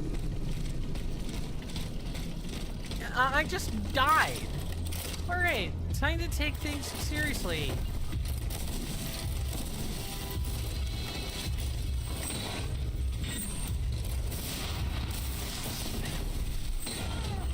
Wow, that is a huge range.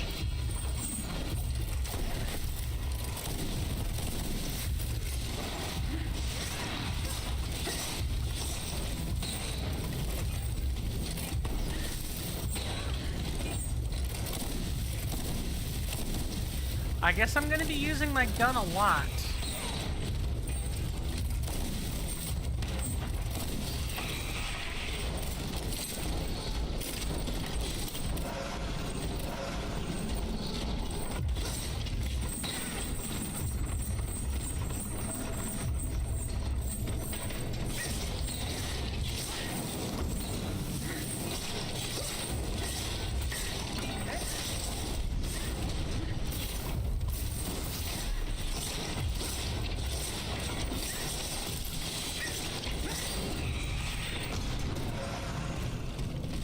Alright.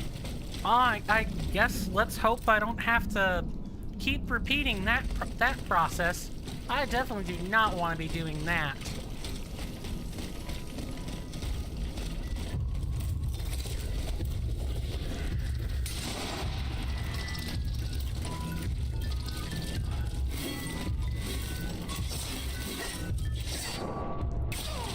Nice.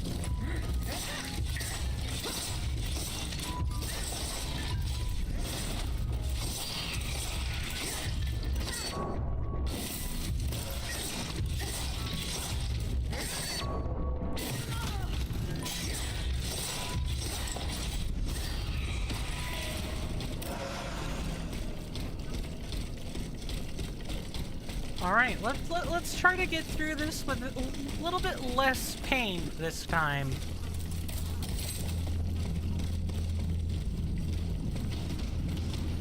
Let's get this back.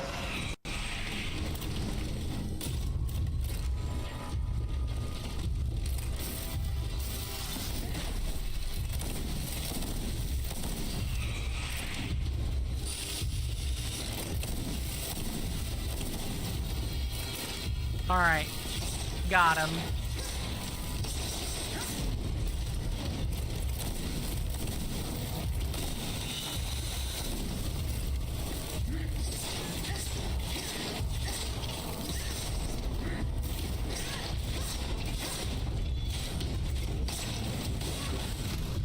Can't see.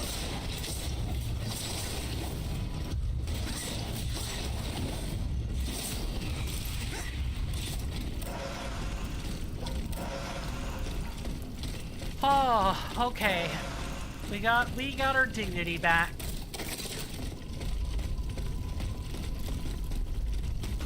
Anything up top? No, not really.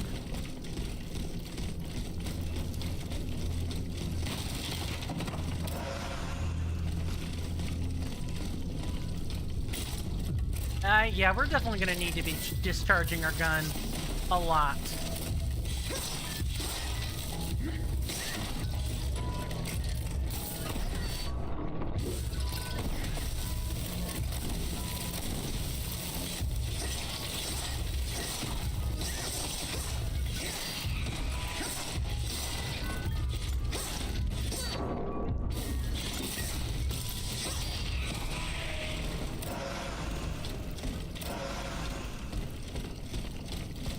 I guess things just aren't quite so simple at this juncture of the game. It requires a little bit more effort in order to kill enemies. So we eventually will, you know, run out of bullets, like I said, and then we'll be in real trouble unless I grind for it. Which I will. I'll totally make the posterity video and do it. I just hope that won't be necessary.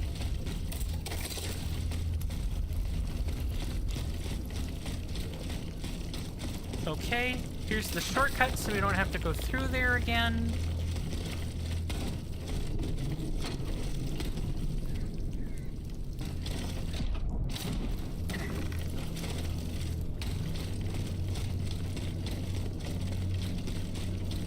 What a place to have to enter the in-between, am I right?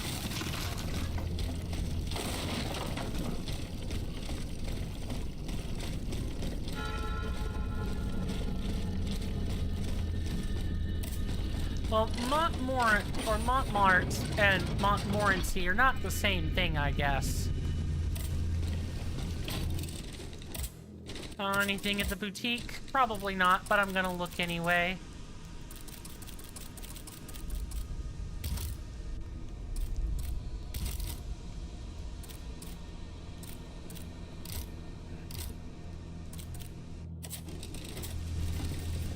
Nope, for right now, I just keep pressing on, young soldier.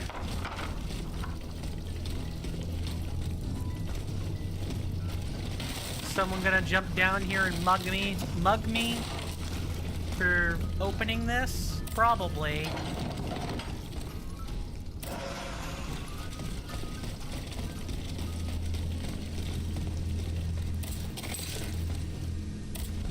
We're just gonna reset aggro in the area real quick.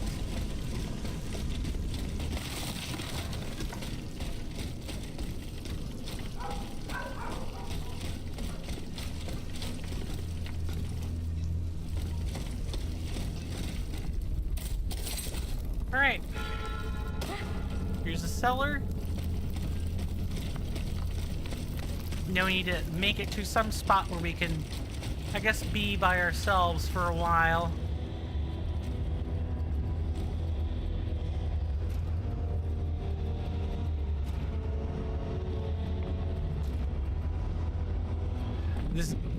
This game does not like this barrier at all. Is it time to go, automatless? It's time to go matless, everybody.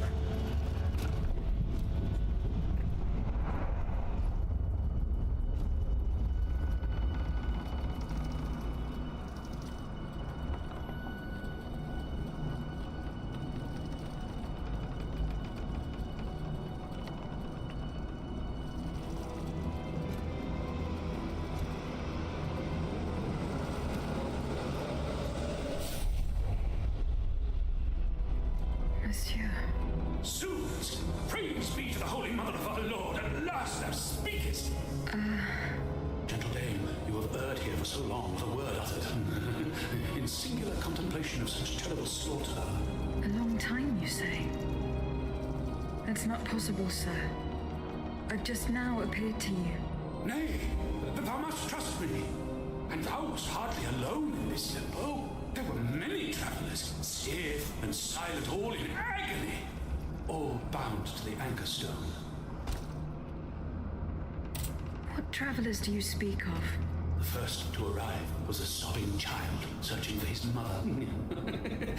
After him, many a damned soul carrying their own heads in hand. Then those whose thoughts passed through me. A minister of God tormented by doubt. Hold on. A minister of God? Monseigneur de la Fare? A scholar with soul star-filled, and a learned master of alchemy. Monsieur Bailly and Monsieur Lavoisier. A usurer who shed so many tears for his lady. Monsieur Necker, mourning his wife. All bound to the anchor stone.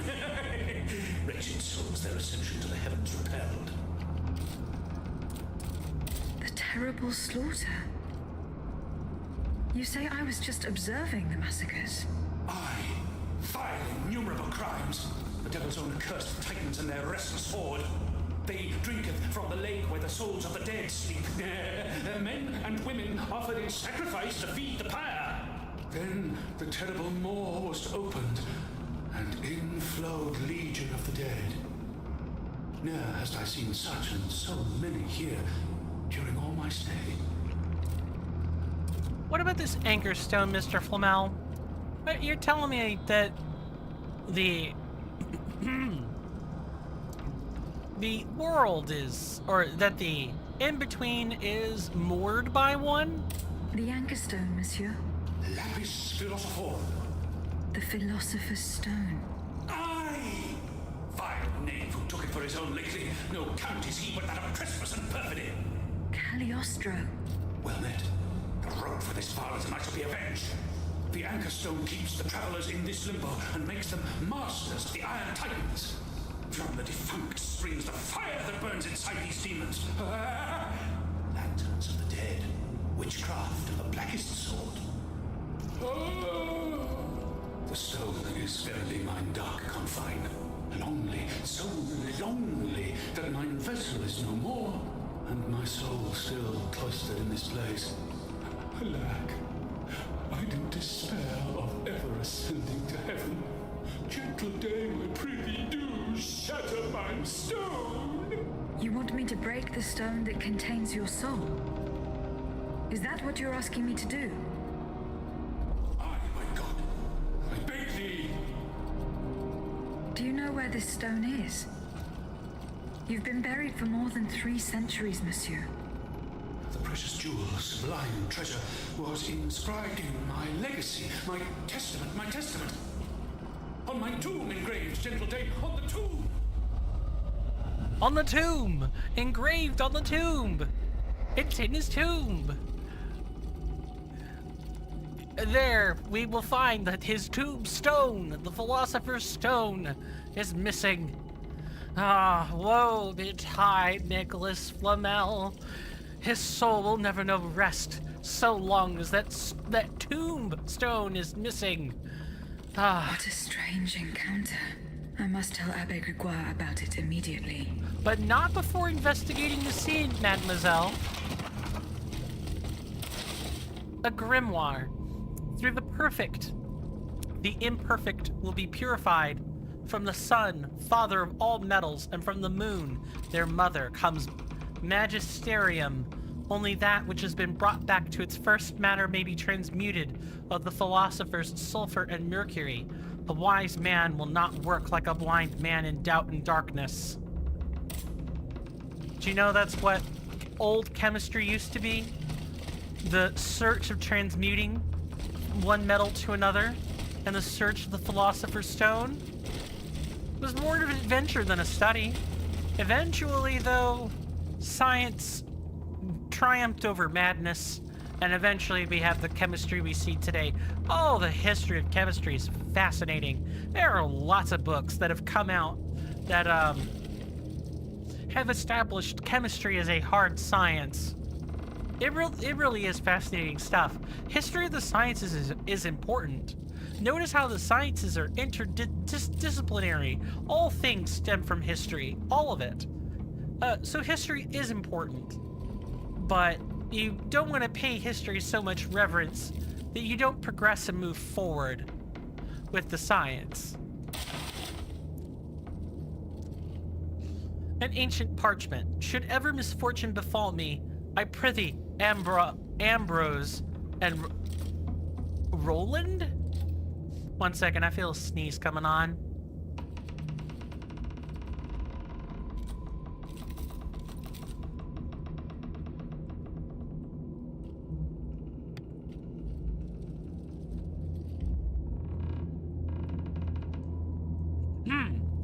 Ambrose and Roland, my brave disciples, to seal shut mine office forever. Take not a thing, nor move the slightest effect. Nay, construct a wall so that none shall ever again set foot here. Silence our learned knowledge, ever so perilous in the hands of the ignorant. Pray to God that in his grace he will forgive the poor sinner who has gone to his eternal rest. Your master, Monsieur Nicholas Flamel. That makes me... the first time I heard Nicholas Flamel was Harry Potter, if I'm being quite honest.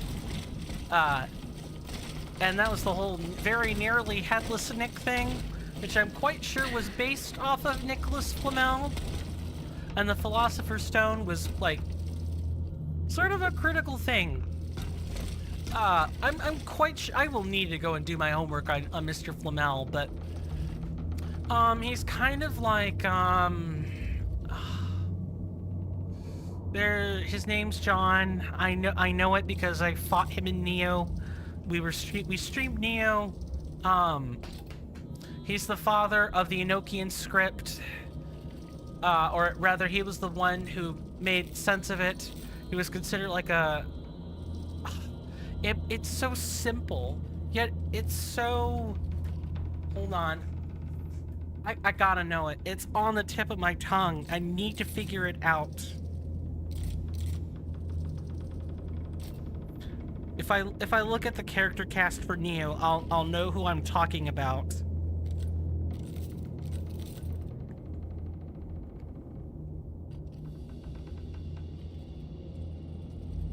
John Dee. Yes, John Dee, that's his name. The man was considered a philosopher, and from what I remember, he was known for the Enochian script. I feel a sneeze coming on again.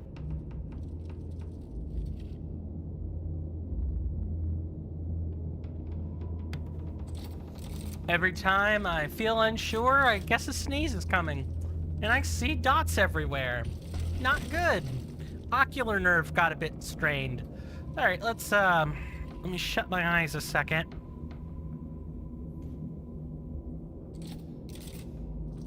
Alright. That seems to have, like, softened the strain on my ocular nerve.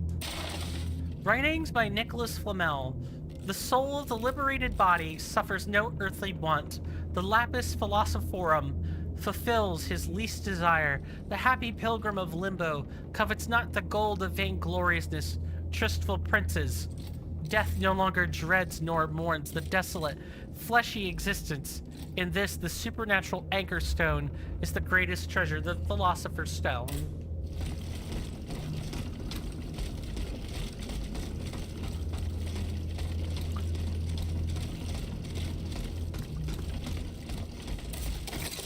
All right. Well, I guess we figured some stuff out.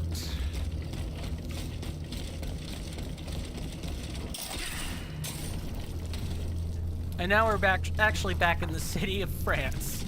Holy Lord, or the city of France. Did I really just say that? In the city of Paris. Holy cow.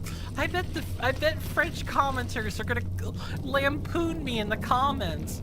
Lambast me in writing. Ugh. Yes, and justly deserved. I don't know what I was thinking. I'm so sorry.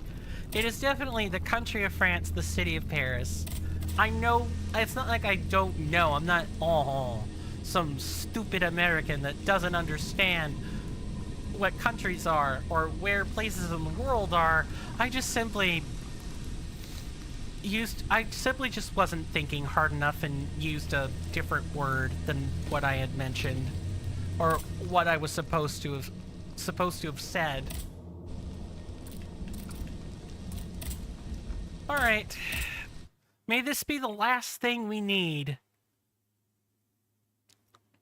for this quest. We should probably take a second and just read through the journal. I did say we were going to try to keep up with those. We haven't been doing our best to keep up with that, but that changes now.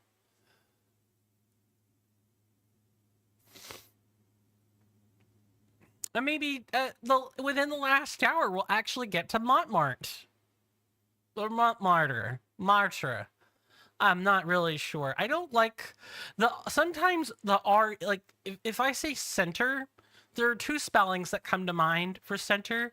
There's C-E-N-T-E-R, and then there's the old spelling C-E-N-T-R-E.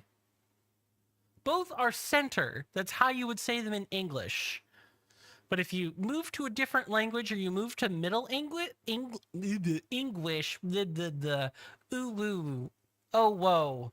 English, if you move to Middle English, you might be surprised to find that the sound may in fact be centra, which is of course wrong, but the point is some people would say it that way. They would absolutely try to say the R, and it's not supposed to be said that way. You flip it.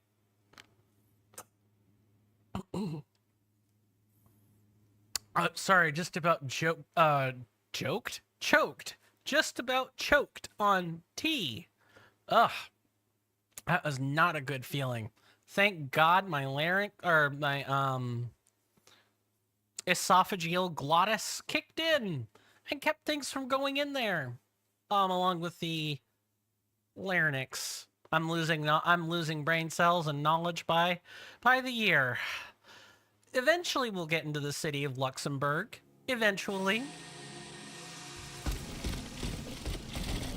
Alright, Gregoire. I need to tell you things. All roads are probably pointing to Montmartre right now. Or Montmartre? Knowing what I just said about center, would it be Montmartre? Might be. Can I help you, Aegis?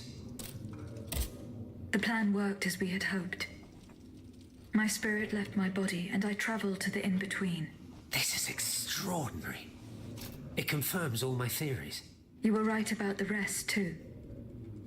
Nicholas Flamel's soul had never left the in-between.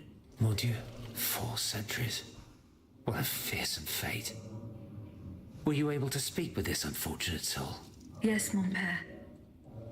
He claimed that I had been in purgatory for a long time, but had never spoken until then. Please, go on. He said he had met other visitors. Based on his descriptions, he was speaking of Monseigneur de la Feur, Minister Necker, Monsieur Bailly, and Monsieur Lavoisier. They all seemed unaware of his presence. All bound to the anchor stone. Those were his words. All those whom Cagliostro turned into his homicidal playthings. Yes, it is just as I thought. The subject has the impression of being the automata it is bound to, but his soul remains in the in-between world.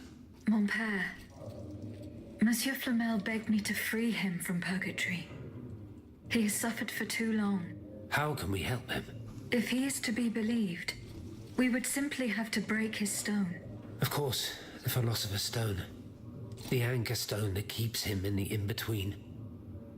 But where could it be after all this time? Look at this, mon père.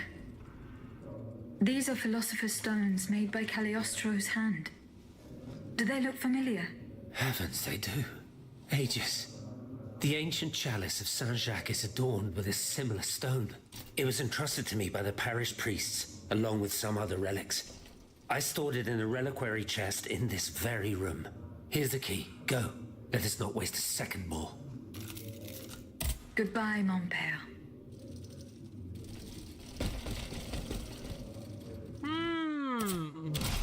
The wheel of finality. Turns. Where everybody ends up is dead. I'm sorry. I didn't want to... I knew I wasn't going to be able to pull the Animaniacs number for too long, which is why I made sure to deviate, slightly. The key to the reliquary. This key opens the reliquary in the chapel of the Cordelier convent. This is where the abbot... You see? Abbey and abbot are the same thing. They're just... One is French, one is English. This is where the abbot stored the valuable religious objects entrusted to him by the priests of the Église Saint Jacques de la Boucherie after they were evicted by order of the Clockwork Tyrant. One of these treasures was a chalice set with Nicholas Flamel's anchor stone. No, I don't want to use a carriage token. Here it is.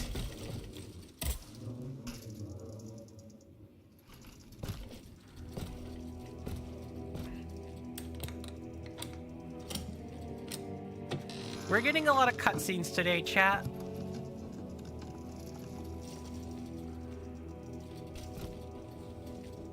Here it is.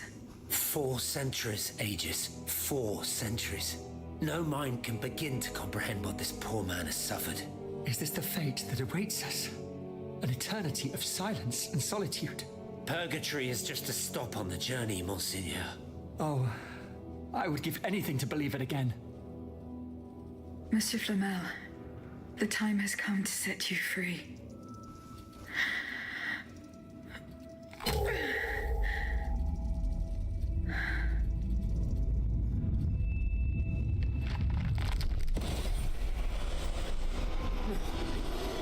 Seigneur! Dieu nous garde.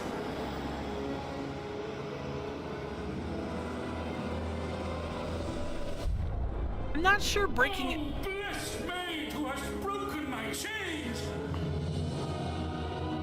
Heavenly light! Oh, heavenly light! I shall become one with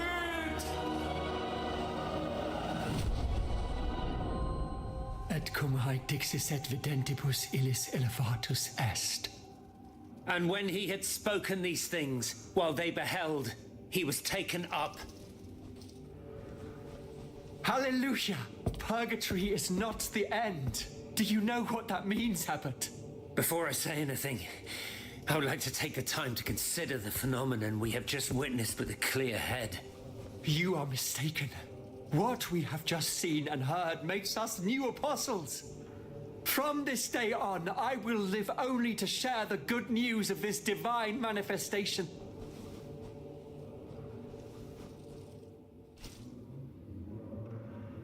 That is all well and good, Monseigneur. Alas, I will not be able to join your apostolate, for there is no mission more vital than the one we are undertaking. At a moment when the tyrant aims to annihilate his subjects, I have a duty to put deeds before prayer. All right. What do you got to say, Apostle de la Far? Monseigneur. What can I do for you, Aegis? Goodbye, Monseigneur. Allez en paix, Aegis. Can I help you, Aegis? Goodbye, mon père. Wow. A trip into the divine, anyone? Well, I believe we have wrapped up loose ends, at least as far as anything not related to the going to Montmartre.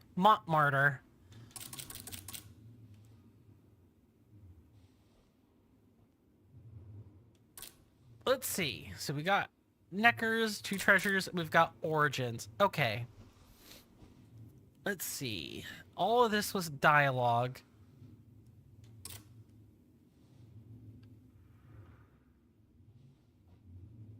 With these words, the alchemist's soul, finally freed from the chains that held it in the in-between, began its journey to another world, excuse me.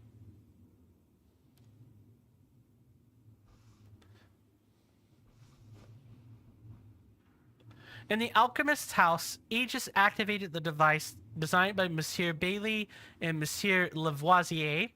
Her soul was sent hurtling into limbo, where she soon found Nicholas Flamel. The poor man, who had been trapped in this purgatory for 4 centuries, begged her to free him. Okay.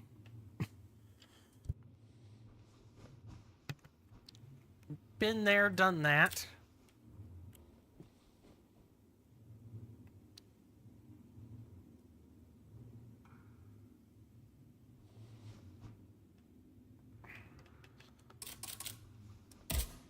All right. Wow. Yeah, I don't think I'll be sleeping well tonight either, but for entirely different reasons. We have now dealt with the world of spirits and slaves, all good things, I'm sure. Now we're going to need to go to Montmartre. Montmartre. Excuse me. Go to the quarries, you bet. And hopefully I'll get another repetition of its name somewhere.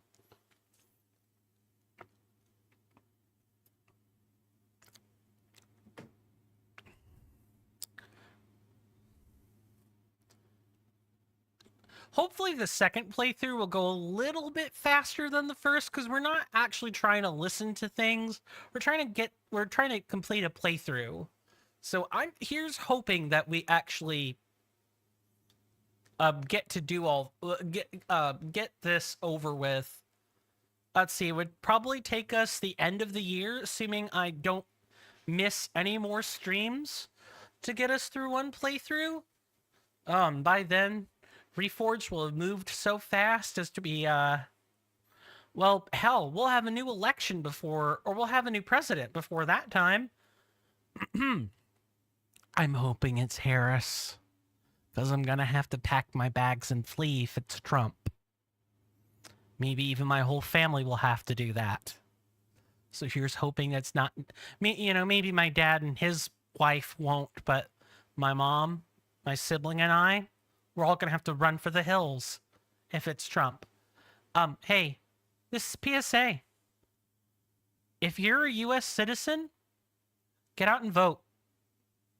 I depending on what day it is, I might not be streaming at the normal time, because I'm gonna be sitting in same-day registration, and I'm probably gonna vote, assuming I can do that. If not, because I haven't been in my state long enough, okay, you know, my folks will go out and vote, and I'll figure out what I can do. But yes, if you're gonna vote, Republicans, I'm only gonna ask you to not vote Trump. Vote, I don't know, Haley or something. Someone with a few more brain cells than Trump. Or hell, even vote for Kennedy, who repeatedly asked not to be voted in. You know, something like that. Just vote anywhere else. And as for the Dems, you know, vote where you're gonna vote. Hopefully with your candidate, but if not, you know, so be it. I would rather have less money and be free than to have more money and be a slave. And to be worrying for my family's well-being. So you kind of know where I sit. What you don't know is who I'm going to be putting in on the ballot. And that, my friends, is none of your business. It's no one's business. I've only said who I would prefer for the winner to be. Okay, let's go exploring Montmartre. Aegis, please give me some sign you know what to call this city. Because I surely don't.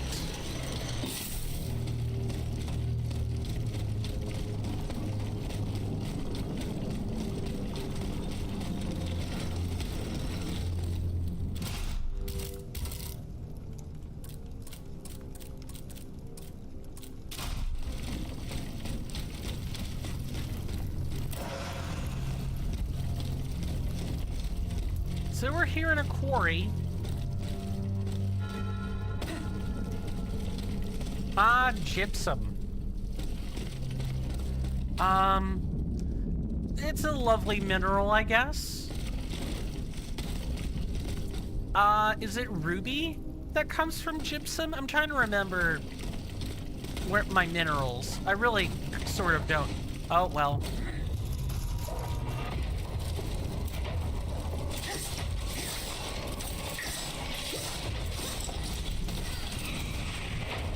Nice job.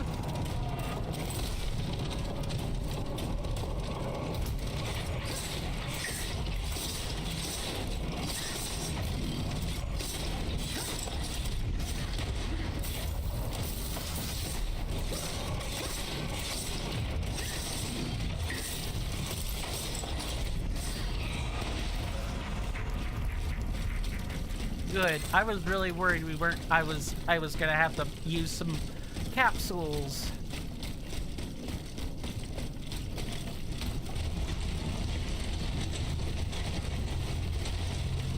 Uh-oh.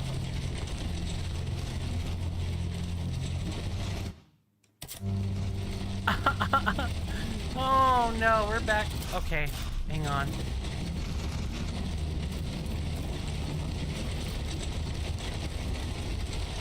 I'm gonna have to go back to the main menu and hope we don't go in that again. Let's not make that mistake, ladies and gentlemen.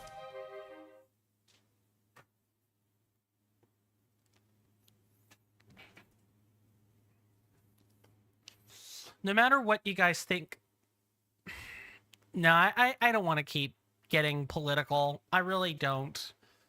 Just I'm gonna have to think about the things that I want to tell certain portions of my family when it comes to our voting, because I certainly don't want that future. I don't want to have to think about hiding anywhere for anything I've said or anything I've done, because the Trump presidency will be a one of persecution, where many people who have said, first it'll be the people who have said things against him, or have done things against him, and then it'll be the people adjacent, and then it'll be the people adjacent to those. If we really do start to see a collection of that stuff happening, we will have moved to an actual we really will have hit a new low in my country, is what I will say.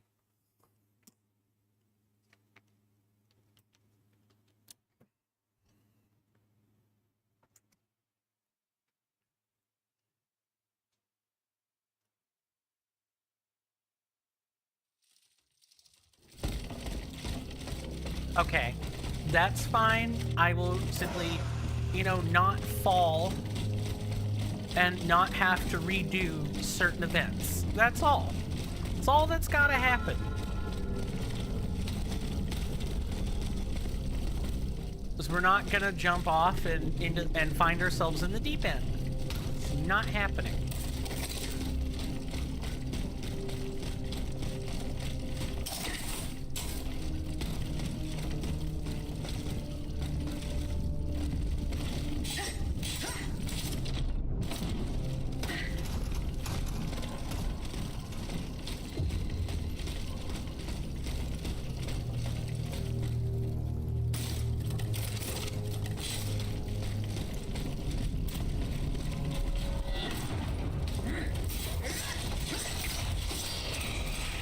That's one.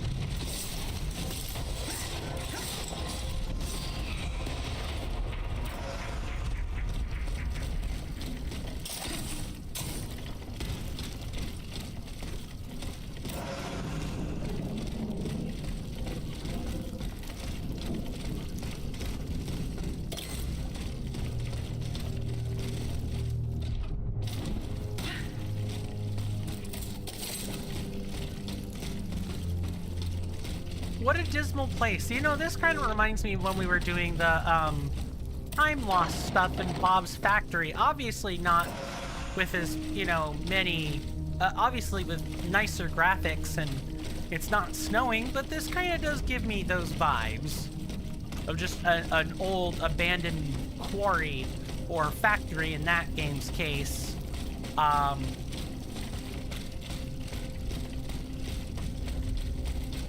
Where we're fighting machines or the creatures that basically took over the area while we attempt to figure out our answers or keep things straight, basically.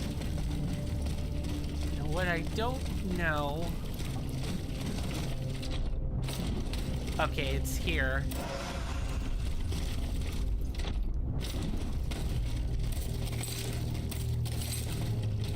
Okay, we're gonna go this way first, so that we don't miss any treasure.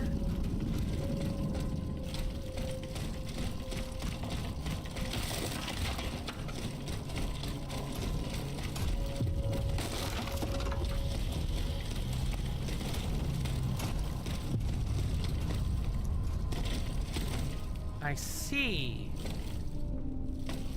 Let's make sure there isn't something that happens because we went through a door.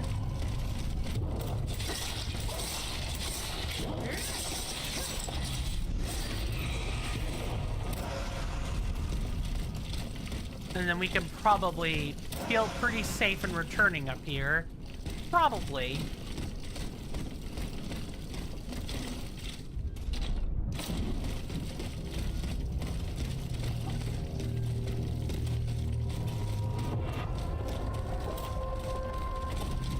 Yep, I know, they saw us.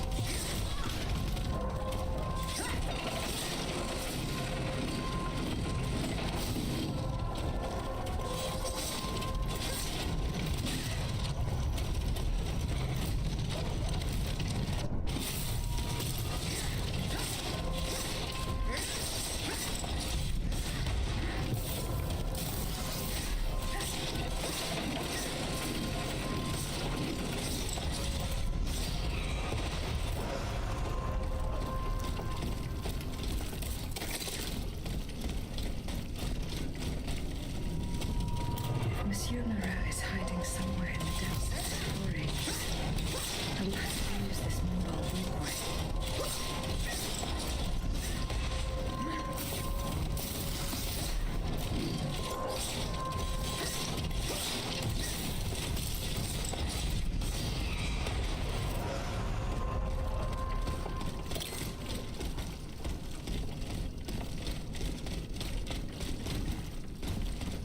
Okay, can't pull this. We do have to repair the walkway. Alright, and that might be a whole affair in and of itself. So we went over here. Alright, so we'll need to basically just find a way to head up the quarry, which I guess could be... Do we have to go through here? We do. Okay, we do have to take the platforms up. That's not necessarily true. In fact, taking the cliffside might give us some treasure.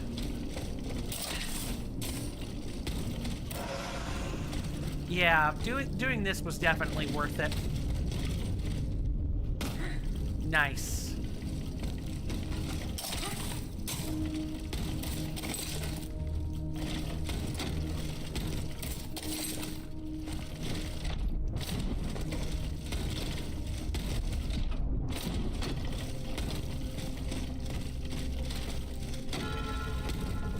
This mobile walkway leads to the depths of the quarry. I will explore the area and try to find a way to make it work.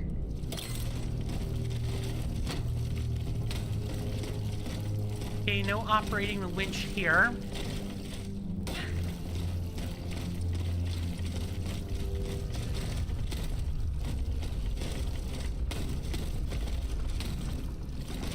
We're just kind of poking our nose around and getting familiar with the quarry. This is the first time we've had a new region in quite a while. So it would be good to know how everything is all laid out.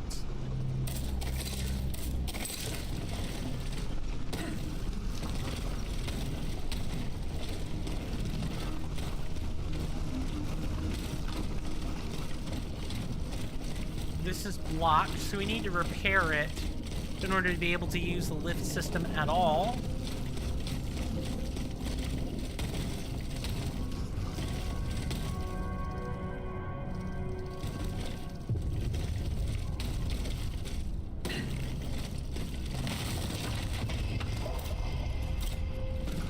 Careful, make sure nothing's coming out from behind.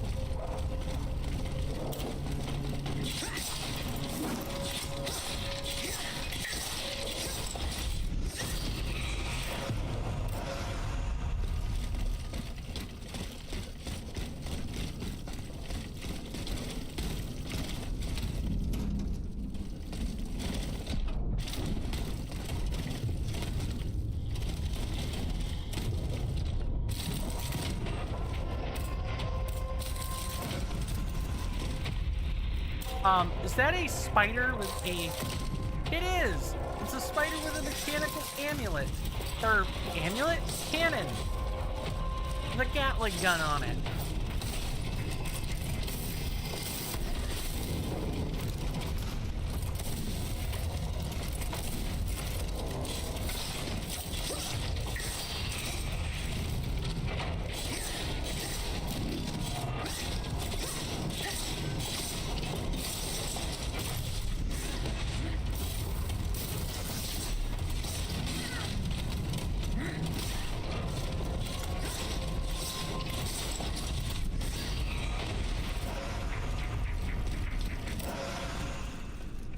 That appears to be...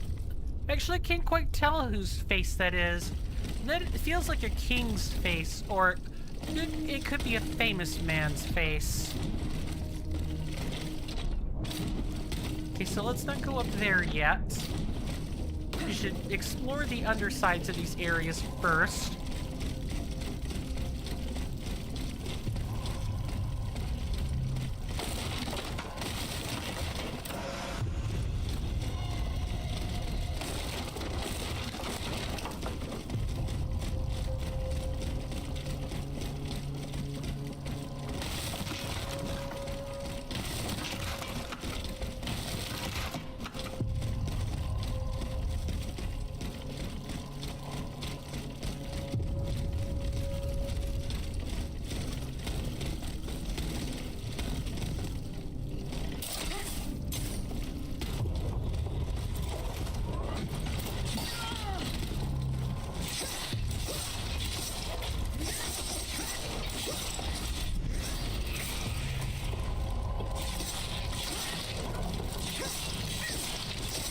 You think I'm letting you get away to shoot at me?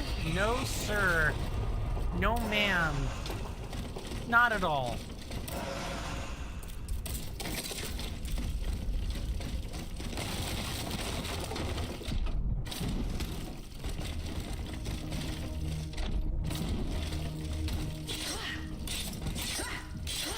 Interesting. We can't actually break those.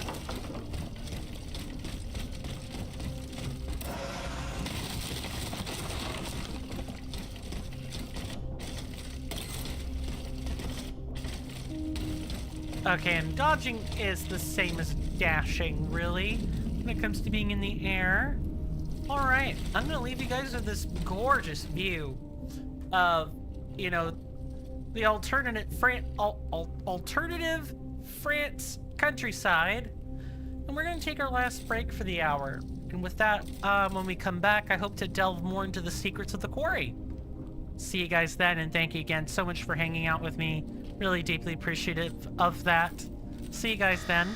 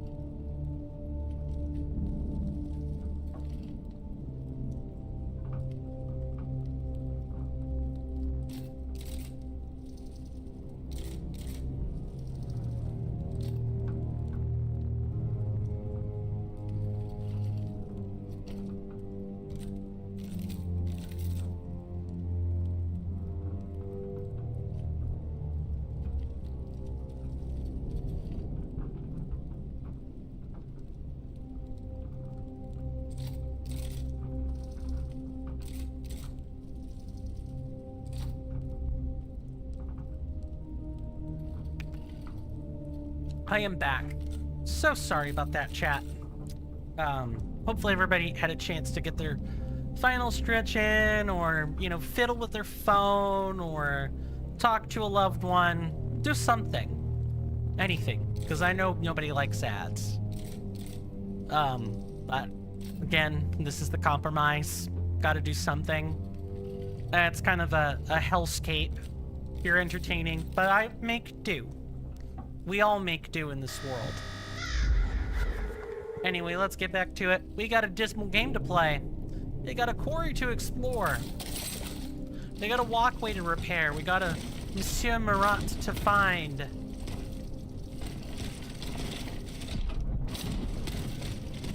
Got level ups to make, deals to broker, people to save, and a clockwork tyrant to kill.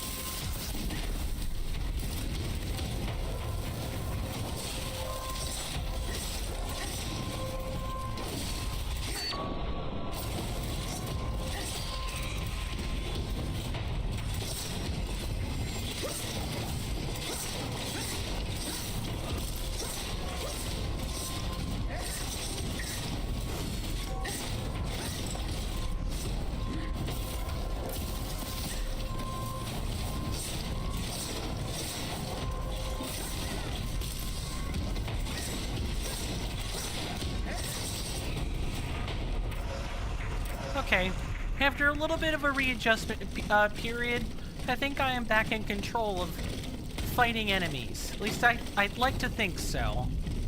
Time will tell if I require another adjustment period, but I think we're good for right this second.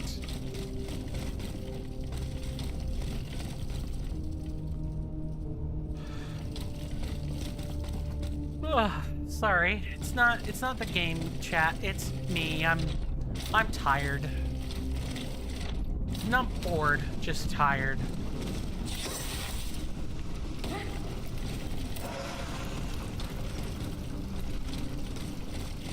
What to do is... Nope, can't do that.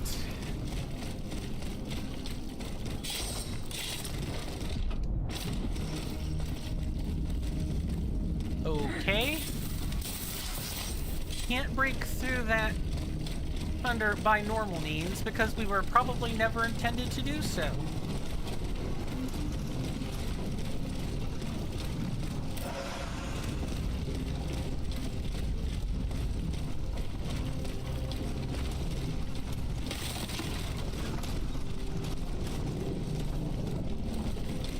So we really were kind of funneled into going this way after some time. Got a big guy up here.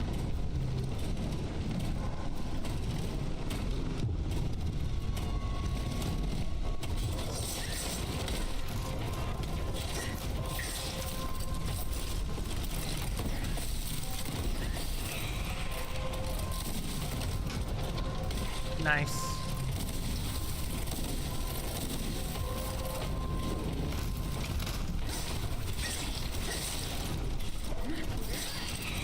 Okay, now we got this guy to deal with.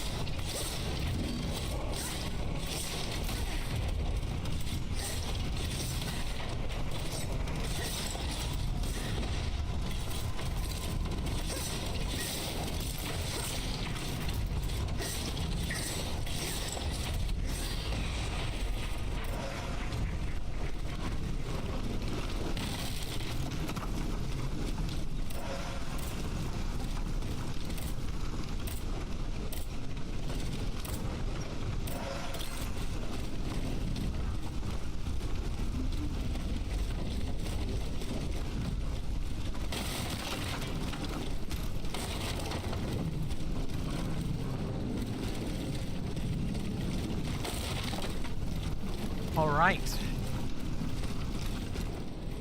Where are we in terms of this? Okay, we need to go up there. I was hoping maybe... Ah, there is something over here. Not that I'm gonna use it, but it's nice to know we have it.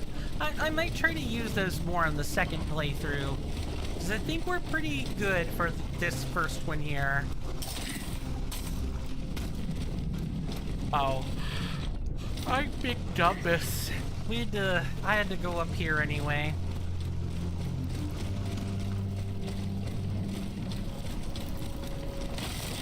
Any automats waiting for me up here?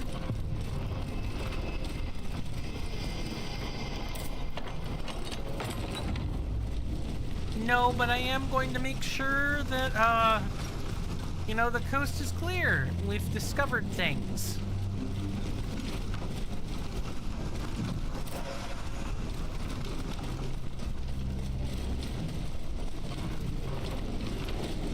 This thing is a little anchor we can use to get up.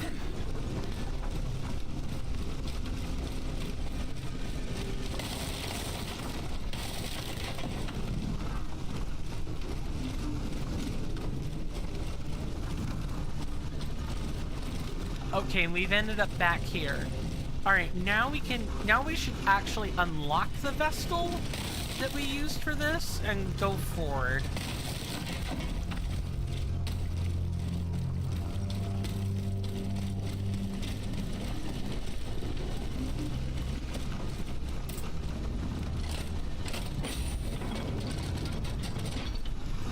I should note that we could have come over here much earlier.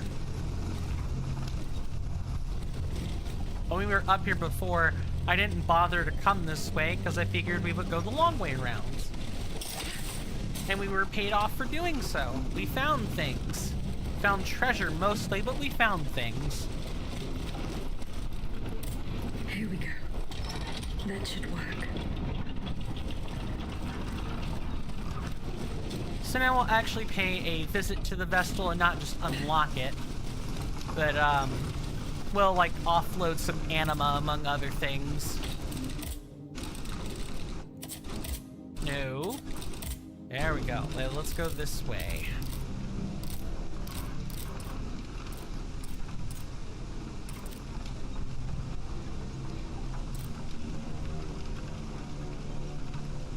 What do we have? Long infusion, lasting affliction, avarice, longevity.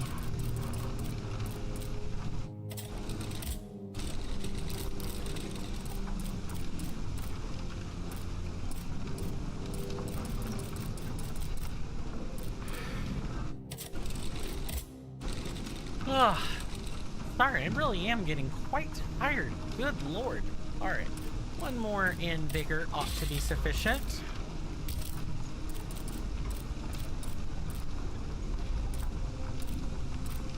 Gonna grab the Royal Musket. I think that leveling up a different gun should be good for us in the long term.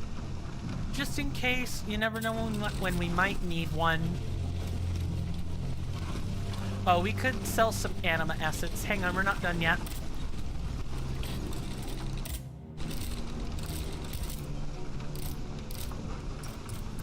Okay, so we'll get rid of the grenades.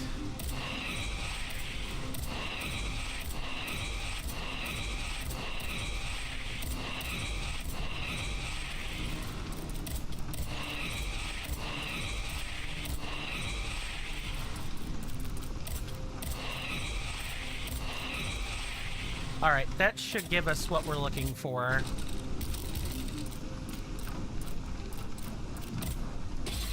And now we need to decide if we're going to get an orichalcum ingot. Which one we're unlocking if we do that.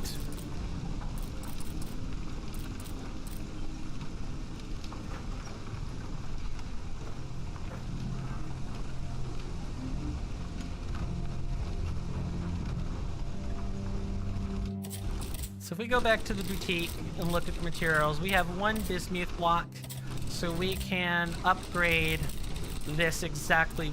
Well, no, we need orichalcum, not bismuth. Oops. Well, we needed to buy that bismuth block anyway. So let's just keep going, shall we? And make this last hour strong after all. Let's get this moving. Maybe along the way we'll actually we'll unlock the gate back to the base level so we can get to the carriage if needed.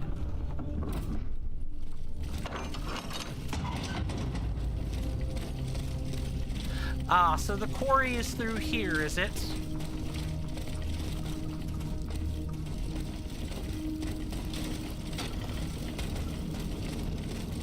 I suppose so.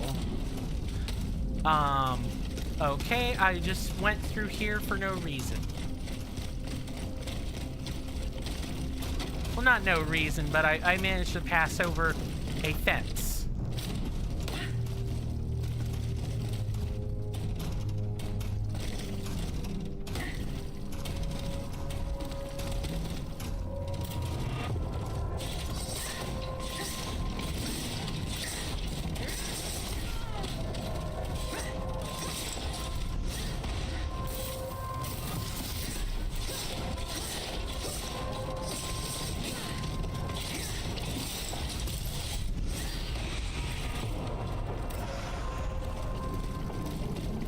Before we find Marat, I better make sure I know where we're going.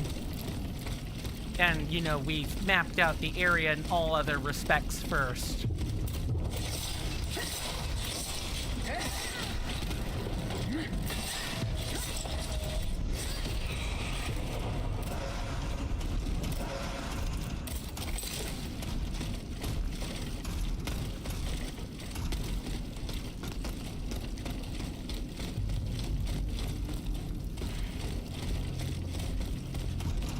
I think we're being funneled toward Marat, ladies and gentlemen. I think that's exactly what's happening. And just double check and make sure YouTube is... Yep, YouTube appears to be functioning. Chat should be working. The Grand Voy.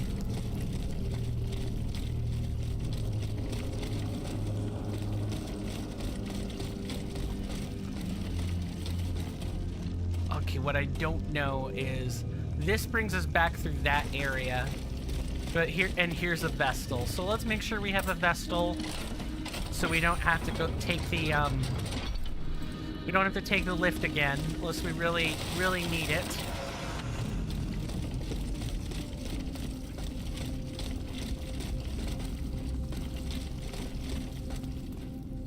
Okay, so Marat is either around there. Or he's over this way. I guess let's take our chances through here first. Maybe this will just be some nice treasure we can take home with us.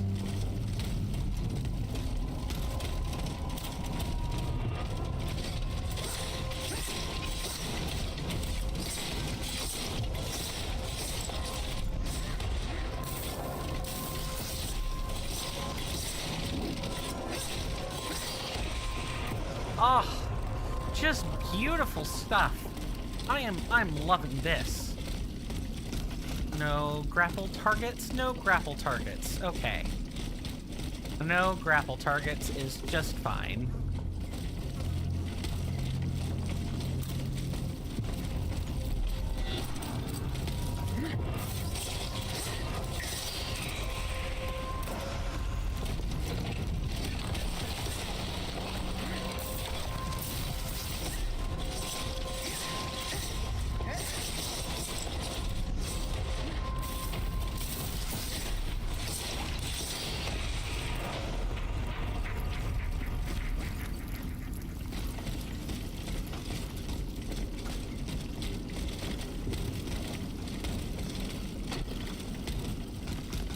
Okay. So this way is how we get to Monsieur Marat, surely. Come down, get on this platform. What then? Can we go up this way? I don't think we can.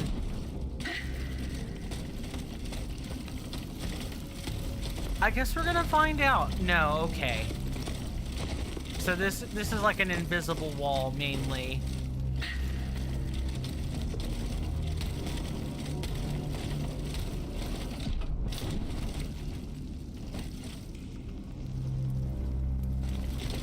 I think I know how we're getting to Mr. Marat.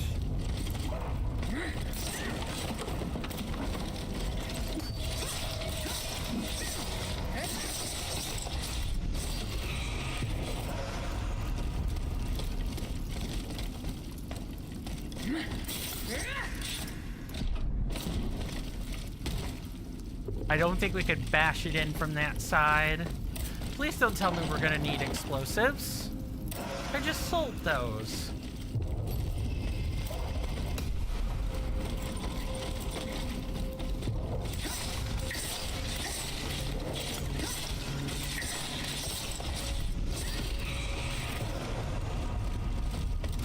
We have found an upgrade module, or like a direct upgrade.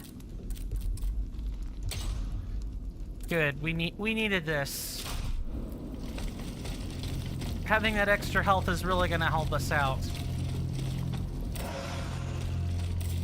Okay, he's through there.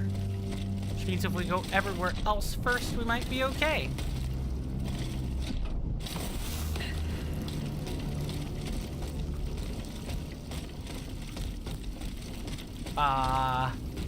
There definitely should have been an item for me to get. The game just cheated me out of that. Cool. Alright. So... up there, maybe?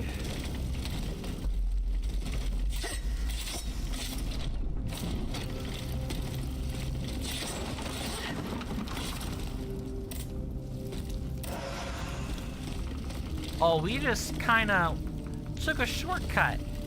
We just went through here. Well, I want to see what's back this way.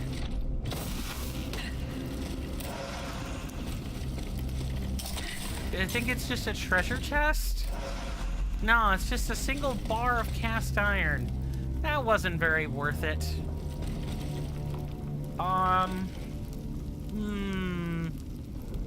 There's no way to get through here, though.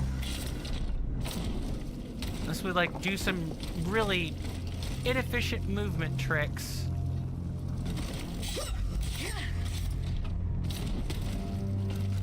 But this would be how we do it.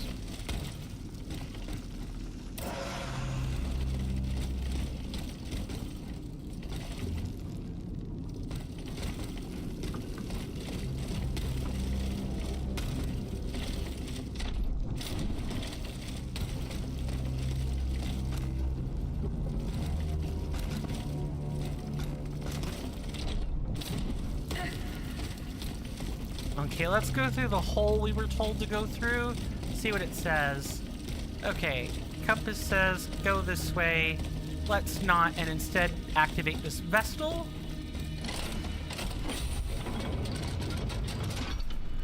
I'm hoping somewhere along the way we get access to these cannonballs we kept mentioning. Like, we were told most things, you know, pare down to going to Montmartre.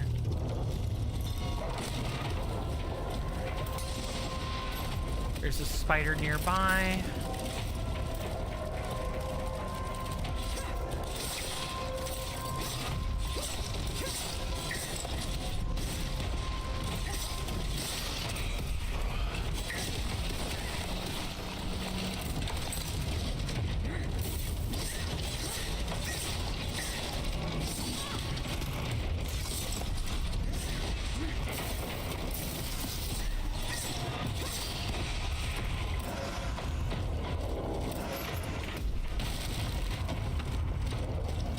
You can stay back there, monsieur.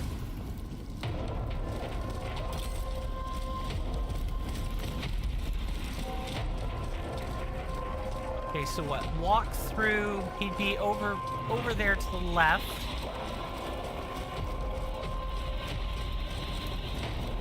Is that 2 breakable walls I see? It is. So let's see what's not behind the breakable walls first. Marat's probably down there.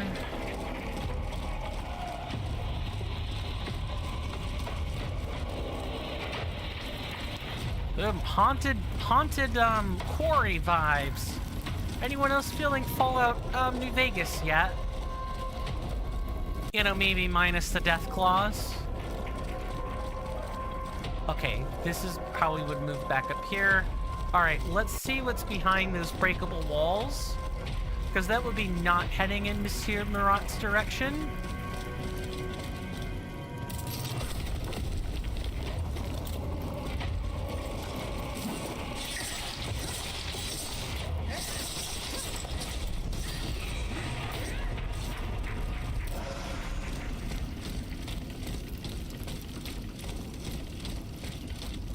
Ah, a memory echo. Good thing I looked around.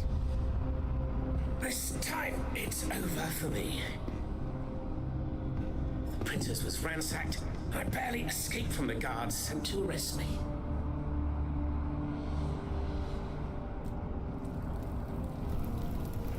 I must disappear and hope that things will one day turn to my advantage.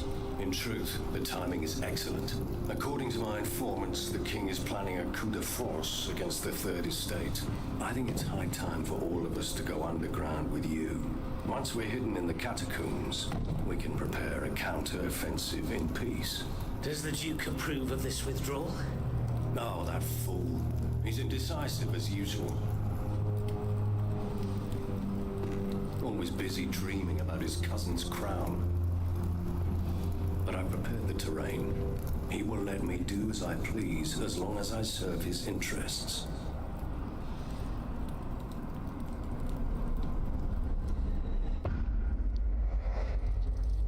We found a bicorn hat. We'd better take a look at it.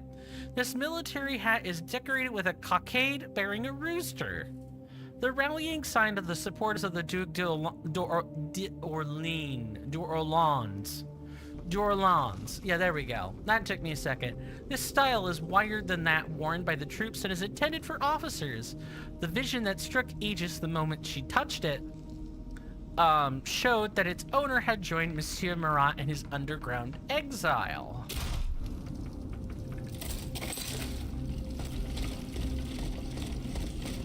Yeah, we would not have found this otherwise. So is it Mr. Laclos we're finding?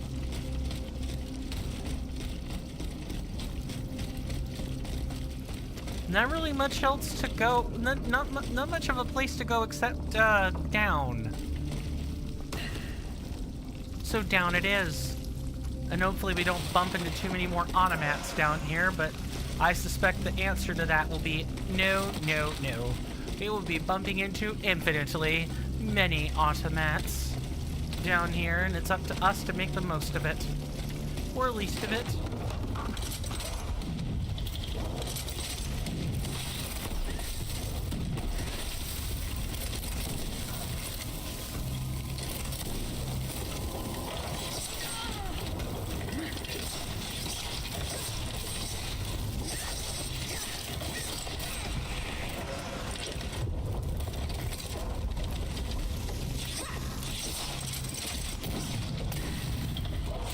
Okay, these also have Gatling guns in their mouth. Or, like, explosive cannons in their mouths.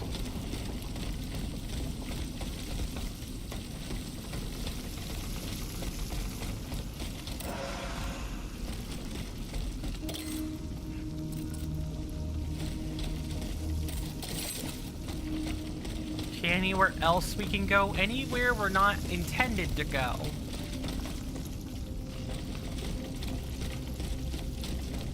Not exactly, and it seems like we're going the wrong way to go the right way, which is fine.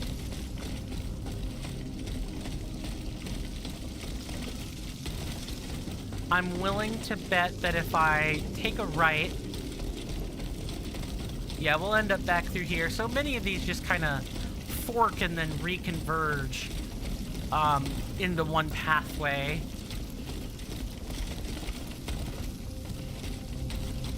Is everyone enjoying the gameplay so far?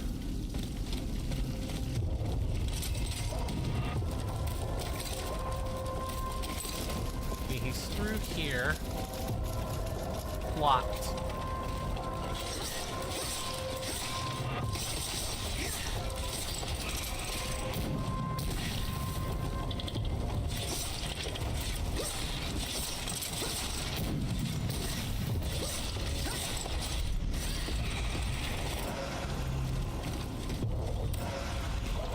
There's another one.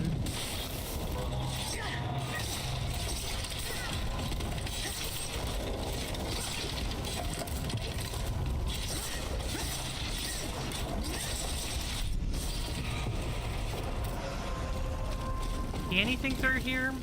No, but this is the right path. But I do see a winch, or like an operating crank. So maybe we will find a way to go back through there. Head left first.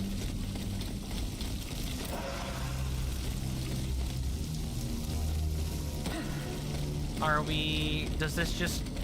It does. I thought it would. Back down here through the mine. Through the quarry, excuse me? Mine and quarry, I guess, are not quite interchangeable, are they? Quarry is for stone processing, and a mine is for ore processing. Not quite the same stuff.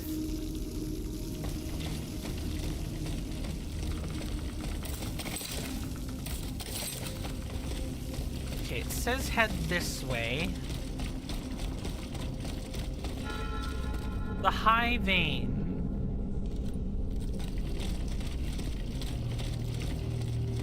Wow, he is neck deep in here.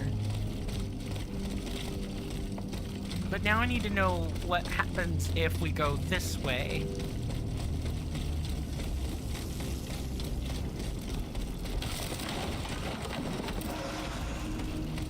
This just takes me around.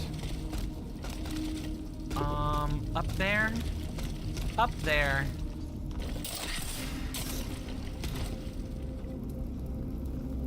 Okay, so we essentially have to go through that tunnel.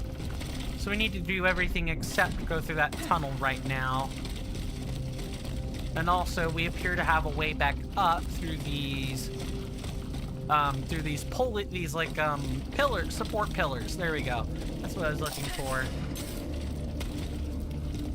We can also, if we're adept enough, just cut across like this.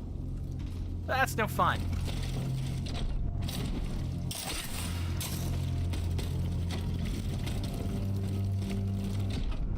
Wonder which way to go. Let's see what going up and around gives us.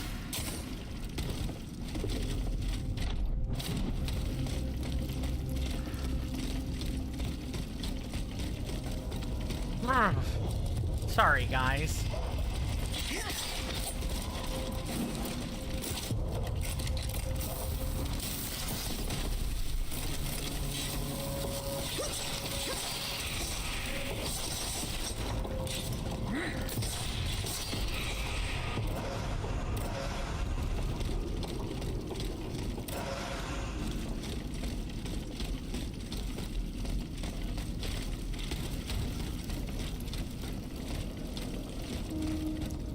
Okay. So Montmartre's over that way. So many confusing pathways.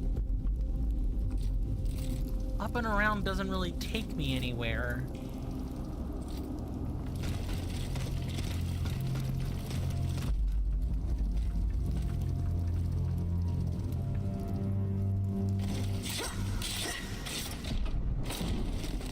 I guess let's go deal with the big guy.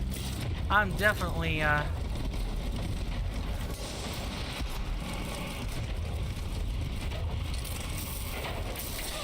nice.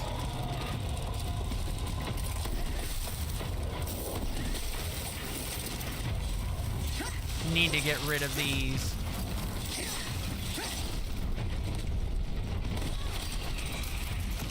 Nice. They beat up each other, which is exactly what I was looking for.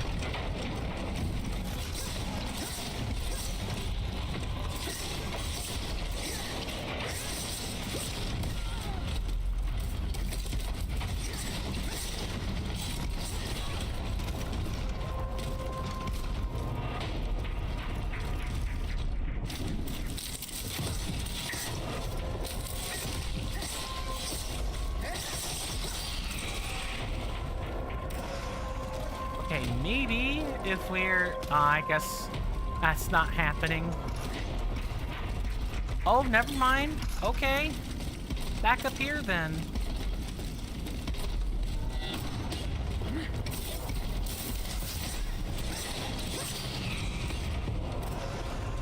Don't leave me be next time, Sir Automat. Then you won't have that problem.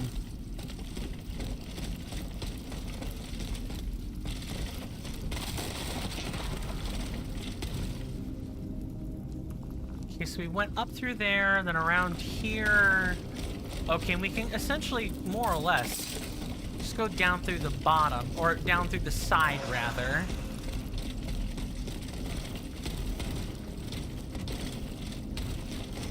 Could go across here.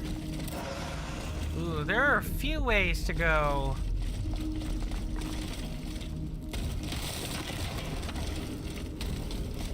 Ah, it's all so confusing. I guess, what would a quarry be without a bit of confusion? Efficient, maybe? Straightforward, perhaps?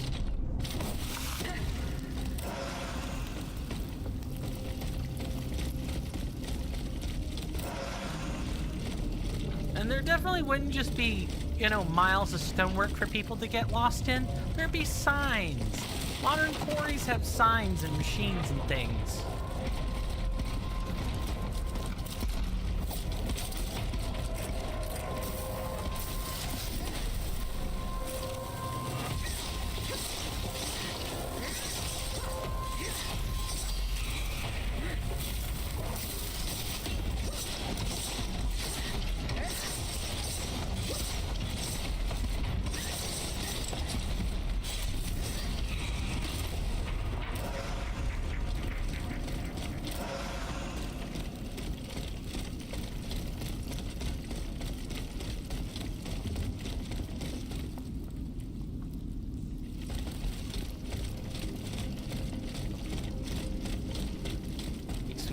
So we can go over to Murad's tunnel by just kind of taking the hill, the cliff faces of the quarry back up there. So I need to know what's further below the quarry. That's what I'm trying to map out right now.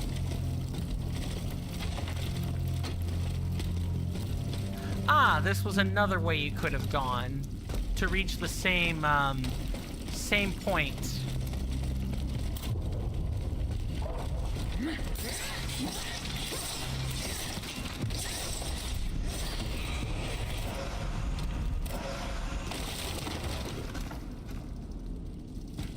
Can we go back up? Not really.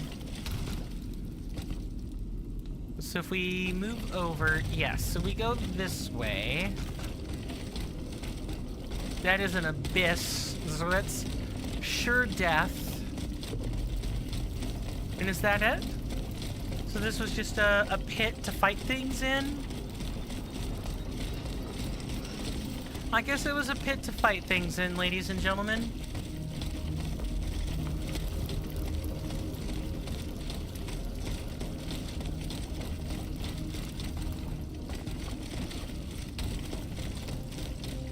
Now what I don't know is whether we go up or down.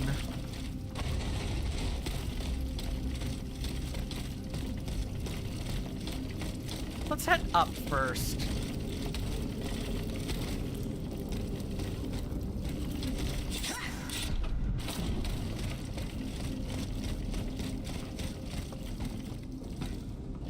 Huh.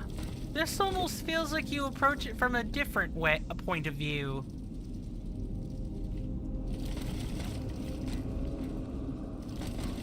we're gonna see if Marat's little tunnel takes us... I keep saying Marat. I know it's just the tunnel with the marker saying that's where you'll find him. But I'm calling it Marat's tunnel to just kind of keep my head straight.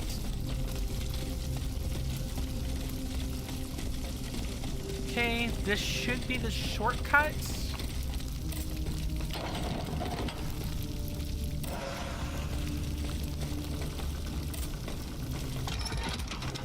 This should open the latch for the gate, which it does, so we can get out quicker.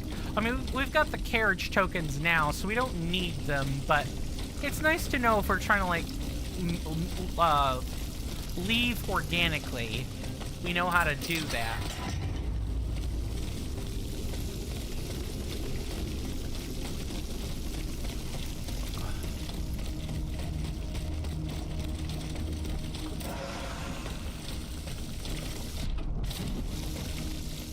Heading up here. Okay, nope, that's just water dripping in. That's totally not a flood hazard.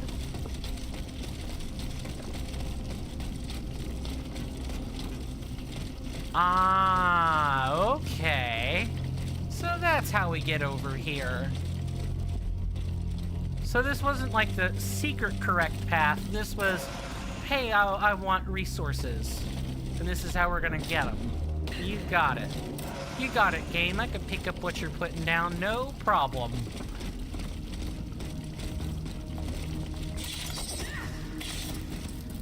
Ah, so I missed out on the animation, but still take the damage. Could be useful for a speedrun, I guess.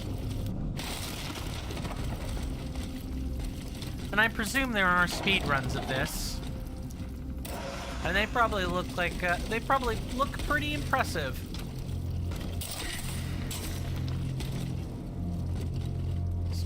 Head through here. Yep, this is in fact how we cross back over.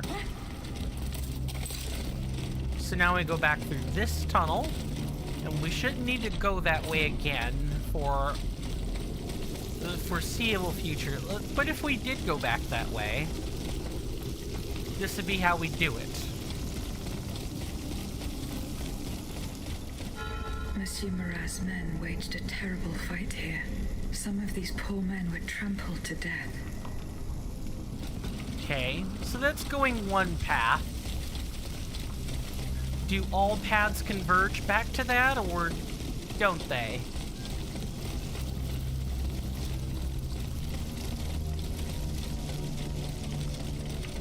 Yes.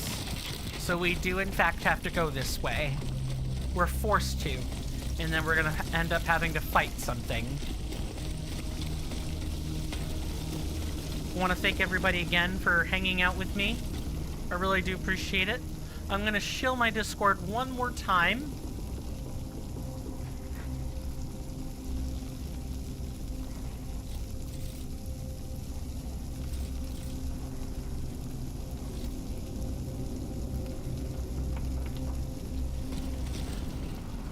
Oh, I'm being silly. I'm forgetting something.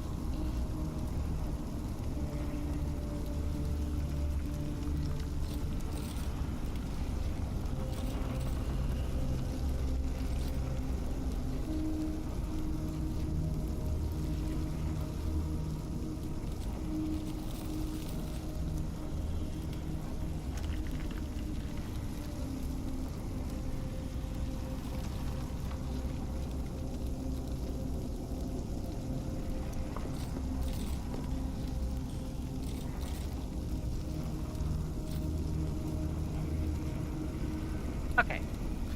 Got it. Let's figure out who the mini-boss is.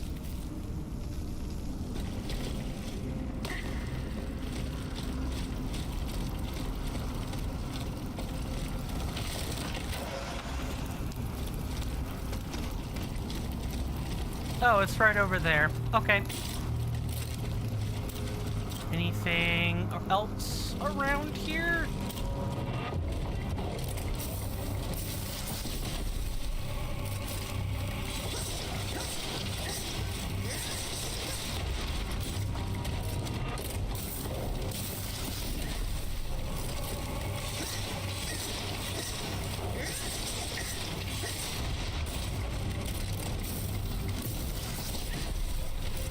Nah, you get to sit in ice forever.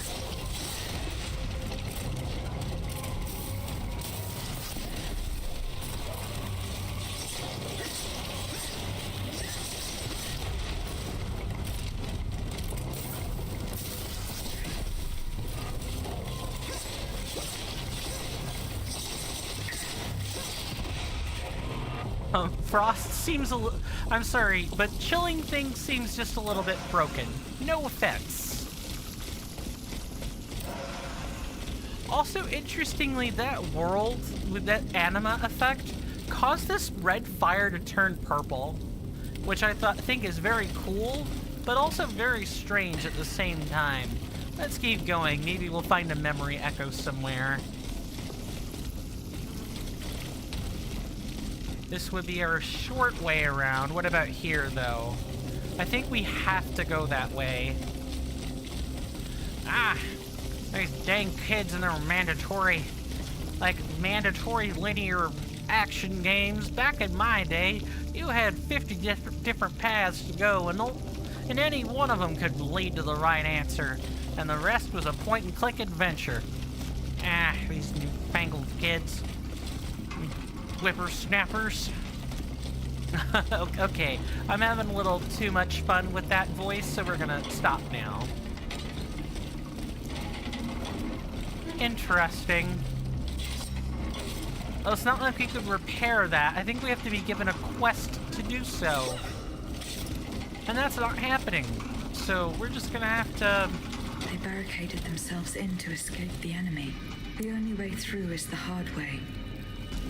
And that's just the way we like it, isn't it? The hard way.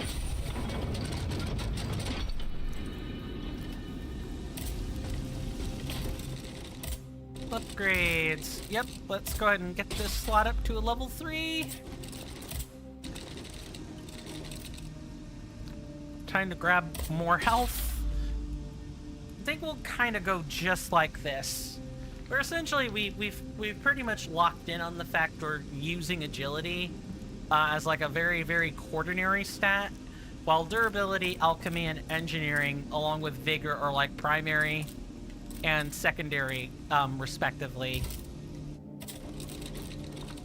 Okay, so we have their equipment. Do we have a grade 3 avarice module? Don't think so, and I don't think we get it for a while. I go to the boutique. No, I don't even have that here. There's not even a grade 2 one. So, what is the upgrade we're looking at here? Oh, yes, this. There we go. No orichalcum ingots, though. That's very late game. And they must be very rare and hard to come by.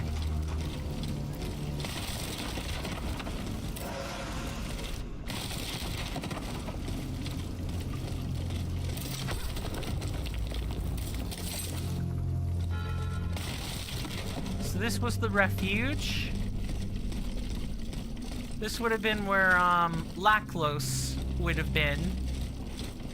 Before we go to Montmartre, we should explore the rest of the refuge and what it has to offer. Glad I did.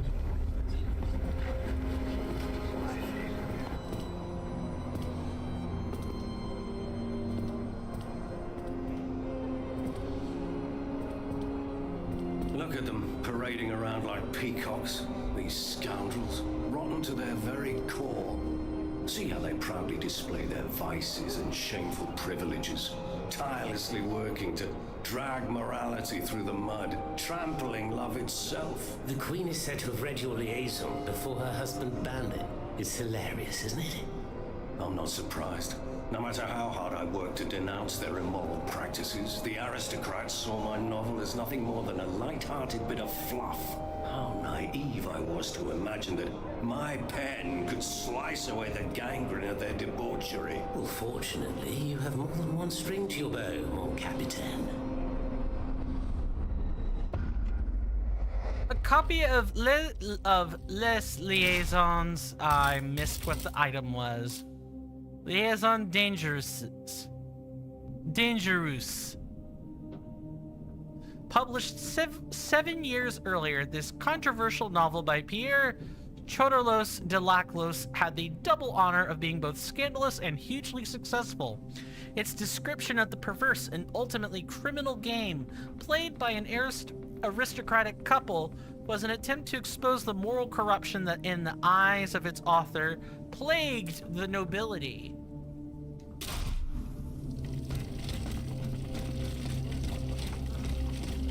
Oh, this is locked? Oh, it is a mandatory chest. A page from a patriot's diary. The time has come for what is sure to be a decisive battle. Hardened by the weeks spent in the underground, we are now ready to defend Montmartre, our last stronghold. It will be us or the machine that decimates our ranks. We have chosen the battlefield for our fight. Despite their dwindling numbers, the First Company is already hard at work, sabotaging the floor of the Great Cavern. It is up to us, whom fate has chosen to carry out this most perilous mission, to lure the enemy there and trap it. There is not a dreamer among us who hopes to survive this battle, but we go to our deaths with hearts bursting with love for our nation. Vive la France! Vive Louis Philippe I, King of the French!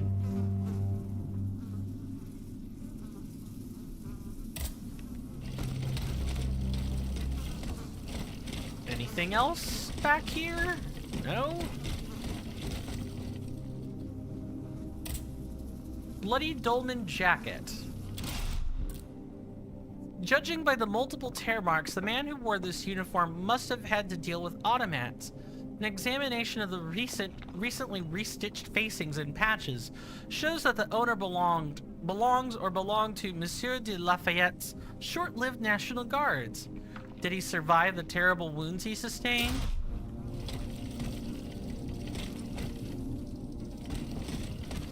I definitely need to confront Lafayette about that.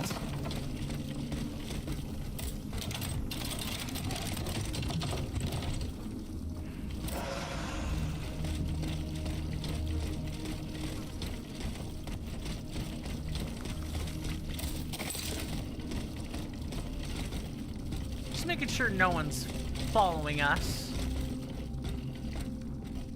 All right, Mr. Marat. You and I need to have a chat. Monsieur Marat. Huh? Hey? Who goes there? La diable, je m'attendais. So this is the famous Huntress Diana I've heard so much about. Truly, 'tis an honor, madame. Now let me have a look at you.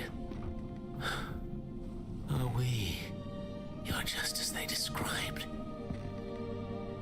An angel of death, descended from the heavens to vanquish the clockwork tyrant. Who depicted me this way, monsieur? Mes compagnons, madame. Chief among them is Monsieur Choderlos de Laclos. Laclos? They have observed you dispensing justice all over the city. A most expeditious justice at that, as befits the crimes committed by our good king. What a strange machine you are.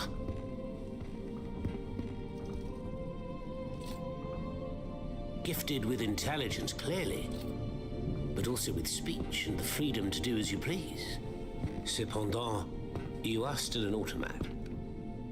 Who is your master?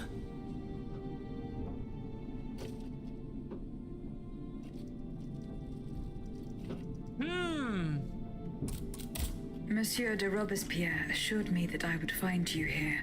Maximilien. A pure heart with a head full of dreams that cloud his perception of reality.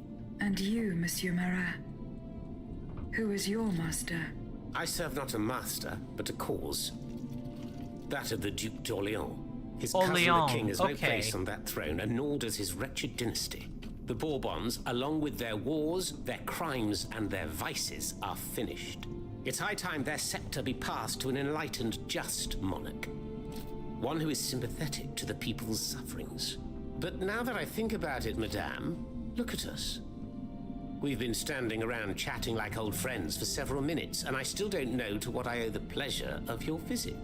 I must go to the Bastille, where Monsieur de Vaucanson is imprisoned. Oui. Such a sad fate for a king's lackey. And what do you want with your creator? This man whose blood-stained hands built the army that's currently setting Paris ablaze. What Vaucanson has done, only Vaucanson can undo. Fair enough. Alas, while I come and go as I please through these tunnels, it is impossible to enter the fortress. Impossible, dites-vous? A sanguinary automat is spreading death and terror in the depths of this quarry. At the cost of their lives, my comrades were able to sabotage the floor of the cave to limit its movements. Nevertheless, it stands between you and the tunnel that leads to the Quartier du Temple. And that's the only way to reach the Bastille. And yet that's exactly what I intend to do, Monsieur Marat. À votre guise. I shall not attempt to dissuade you. There is one small thing, though. I had to disable the mobile walkways to protect myself from the automats. But since you managed to come here, I assume you already know a lot about these devices. Indeed. Here. This will allow you to reach the lower tunnels.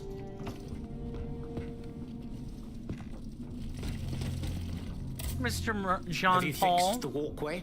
I am working on it, Monsieur Marat. That's the only way to reach the lower tunnels.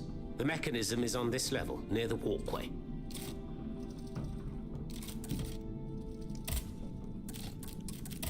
Dites-moi, Monsieur Marat, what exactly are you doing hiding in a quarry?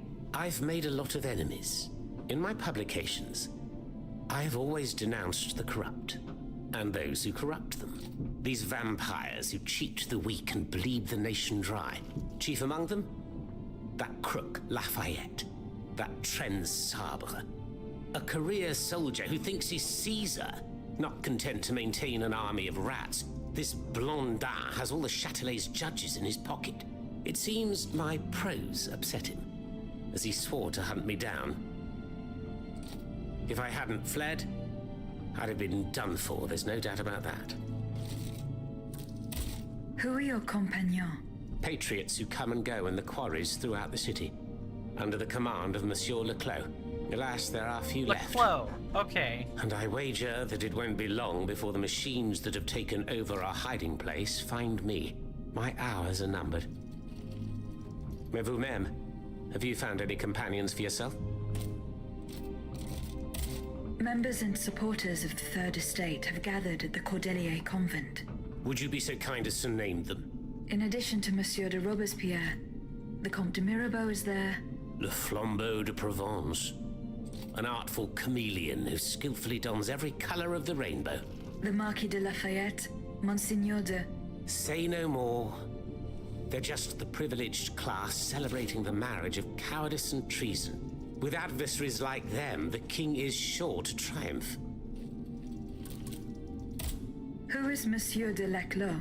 A brilliant writer whose pen has shaken the old world, but is also an experienced military engineer who has sworn his sword to our common cause, to his great misfortune, it would appear. There is little doubt that he died leading his men through the tunnels.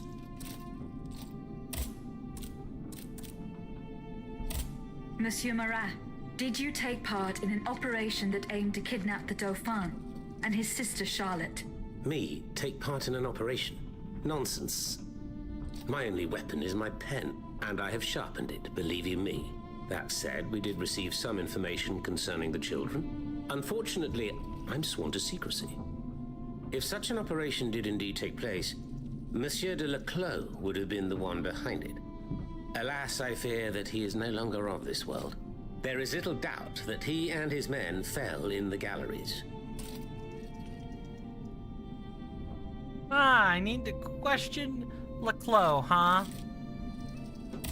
Who laid on this blood-stained mattress? Oh, it's a strange story. I suppose you heard about what happened in Place Dauphine? Indeed. I went there.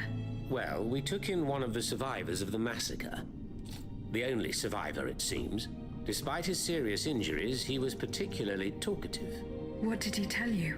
He kept saying that Lafayette was a traitor in the king's pay. That the flaxen-haired hero had deliberately handed his brand new National Guard over to the automats. What evidence did your guest have? Nothing substantial, unfortunately. It was based on a simple rumor that was circulating in the camp shortly before the Royal Army attacked. It would appear that several volunteers carried a yellow cartridge in their cartridge pouches. Most likely a subtle way for the conspirators to recognize each other. The subsequent disaster would tend to confirm this hypothesis. Vous ne croyez pas? These are suspicions. Nothing more. Right you are. Oh, if only I had proof of this conspiracy. Then I'd be able to scutter the ambitions of that cur Lafayette for good. The would-be dictator's plans would be foiled. I must get to the bottom of this urgently. Very well. I encourage you to do so. But remember that the Marquis could not have acted alone. If you can't find anything implicating him, look into the members of his staff. Start in Place Dauphine, where those brigands sullied the ground with their boots.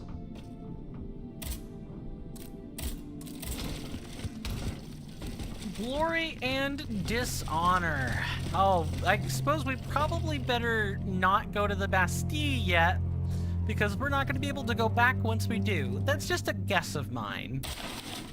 A pamphlet denouncing Mirabeau, L'Ami du Peuple, number C, 24.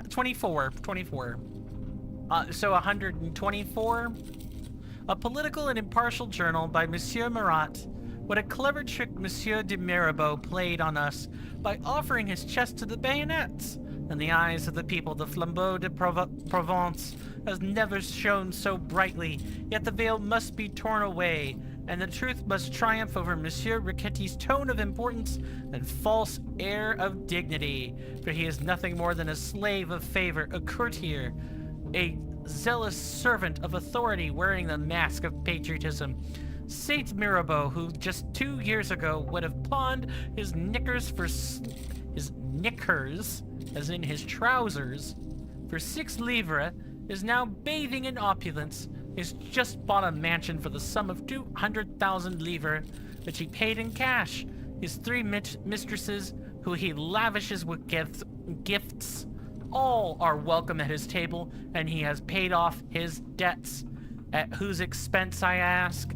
At the expense of the nation, whose interests he has always sold to the monarch. How this wretch, who the ignorant have canonized, and who the blind crowds. I'm gonna have to wait while this thing scrolls. I actually don't have to. I can just go over to the journal here and go to our notes. Yeah, it would be notes.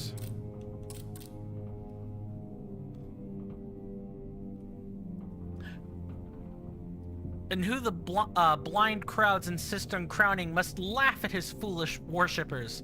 His contempt for the people's cause is so great that he no longer even bothers to conceal it. Cunning chameleon, you may change color, but you will not escape my eye. I will track your skillful metamorphoses? Yeah.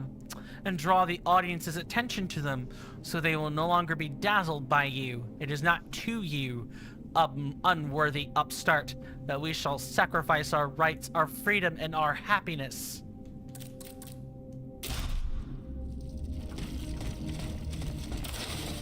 A pamphlet denouncing Lafayette, L'Ami du Peuple, number 125, a political and impartial journal. I better just read this without doing that. By Monsieur Marat, 20th of June, 1789. I wish here to denounce the duplicity of Marquis de Lafayette, the aspiring tyrant on whose shoulders the confidence of a nation blinded by perfidious artifice now rests. It is well known how in previous publications, I have attacked the boundless ambition of our Motier. What is not known is that he has sworn to kill me, and I have been forced to go into hiding to escape his vengeance. Know, reader, that the regiment tasked with destroying my printing press and taking me away from my home was sent by the Châtelet, for so-called national hero can, in all impunity, order the soldiers of the realm under his command to oppress honest citizens, if he can use public force to settle a private quarrel, who will stop him from using these brave men against the entire people? What will the French people, who look to him as their savior, think by ordering the defenders of the nation to trample all over public liberty? The Marquis can only aspire to incite a civil war. This man is unworthy to command the defenders of the nation. Citizens cannot tolerate this shocking abuse. They must guard against the terrible misfortune that would be the inevitable result of this usurpation of power. I can't do a Marat voice, so I'm not even going to bother. Thanks to what I learned from Monsieur Marat, I will use the mobile walkway to reach the lower levels.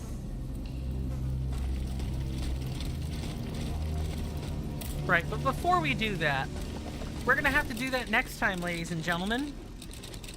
For it is time to wrap up. It's time to wrap up for tonight. So that tomorrow we may stream again. You guys know the deal, but I'm gonna say it anyway. Thank you guys so much for hanging with me. I really, really do appreciate it. It means a lot. Wish I could do something to get the camera out of view. Maybe like this. Yeah, there we go. And I just need to speak kind of like in here. Maybe. Thing is, this lever arm only really wants to stay in certain positions, and so if I don't muscle it to do certain things, it will just do this, like this.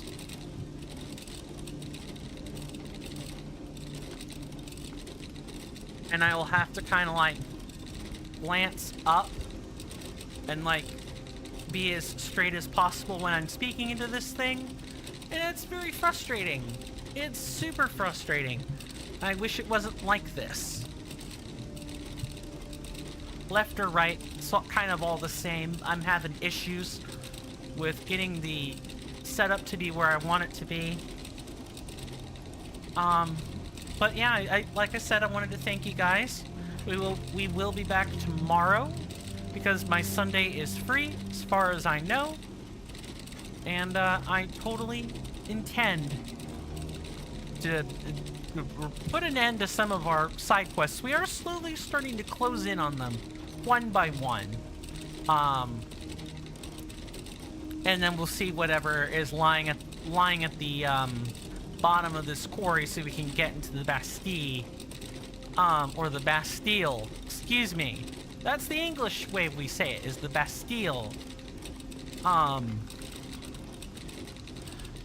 So, it is probably time I resume some of the, shoutouts. I've gone long enough without doing that. So before we end off for the night, I'm gonna make sure I go over to the correct channel, or correct sub-tab. For you guys on YouTube, you're good to go. My name is CoinStamp. Thank you so very much for hanging out with me. I will see you guys tomorrow. Stay safe, my YouTube senators and inductees. World's dangerous. Take care of yourselves. And with that, I will now turn it over to the wrap-up on Twitch. Thank you. What do we want to throw in here?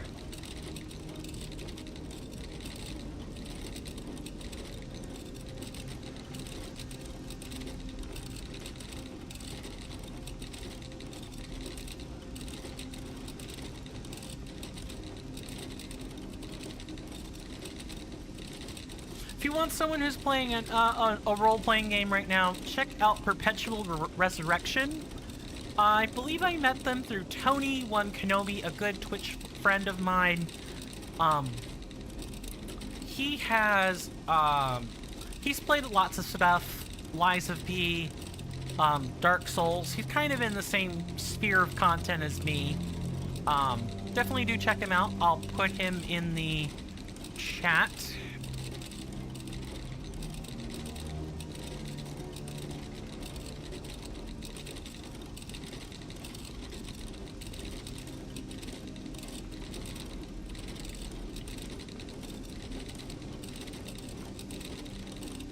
other one I'm probably going to do, if you guys like shooters, I'm not the largest fan, but if you like supporting smaller content creators like myself, definitely check out Rolls or Us. Not quite sure exactly how to say that name, but maybe I'll attend one of the streams and figure out how I'm supposed to say it. But yeah, let's give him a shout out.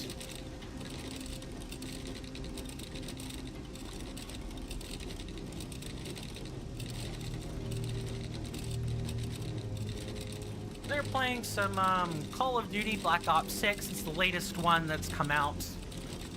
Shooters are not really quite my thing, but I know plenty of friends who do enjoy a good shooter, especially from my younger childhood days when I was in high school, middle school. I would have not necessarily too many conversations. I kept my hobbies to myself as a kid, but one of the things among friends that I actually shared screen time with, like game time with, yeah, he had a nice interest in shooters. I forget his name though. It's been a long time.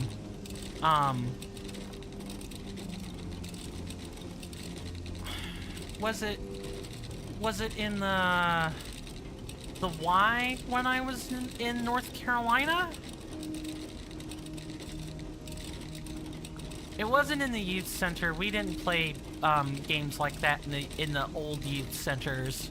This would have been before I was like 12. There's something and I'm forgetting what it was. Anyway, yeah, go check them out. Go check out their content. I try to do this every so often. Of course, Helene took a lot of it out of my routine, and it does take me some time to get back into the swing of things. And trust me, I will get into the swing of things. For you guys on YouTube, for those of you that have stuck around at this point, I will get back into submitting, you know, long-form content. You've got my word. Just give me some more time to fully get into the rhythm of doing the new things and then reestablishing the old things. Well, ladies, gents, and non-binary pals, thank you so much. Stay safe out there, my senators and inductees. And with that, I will see you next time. Take care of yourselves, and bye-bye.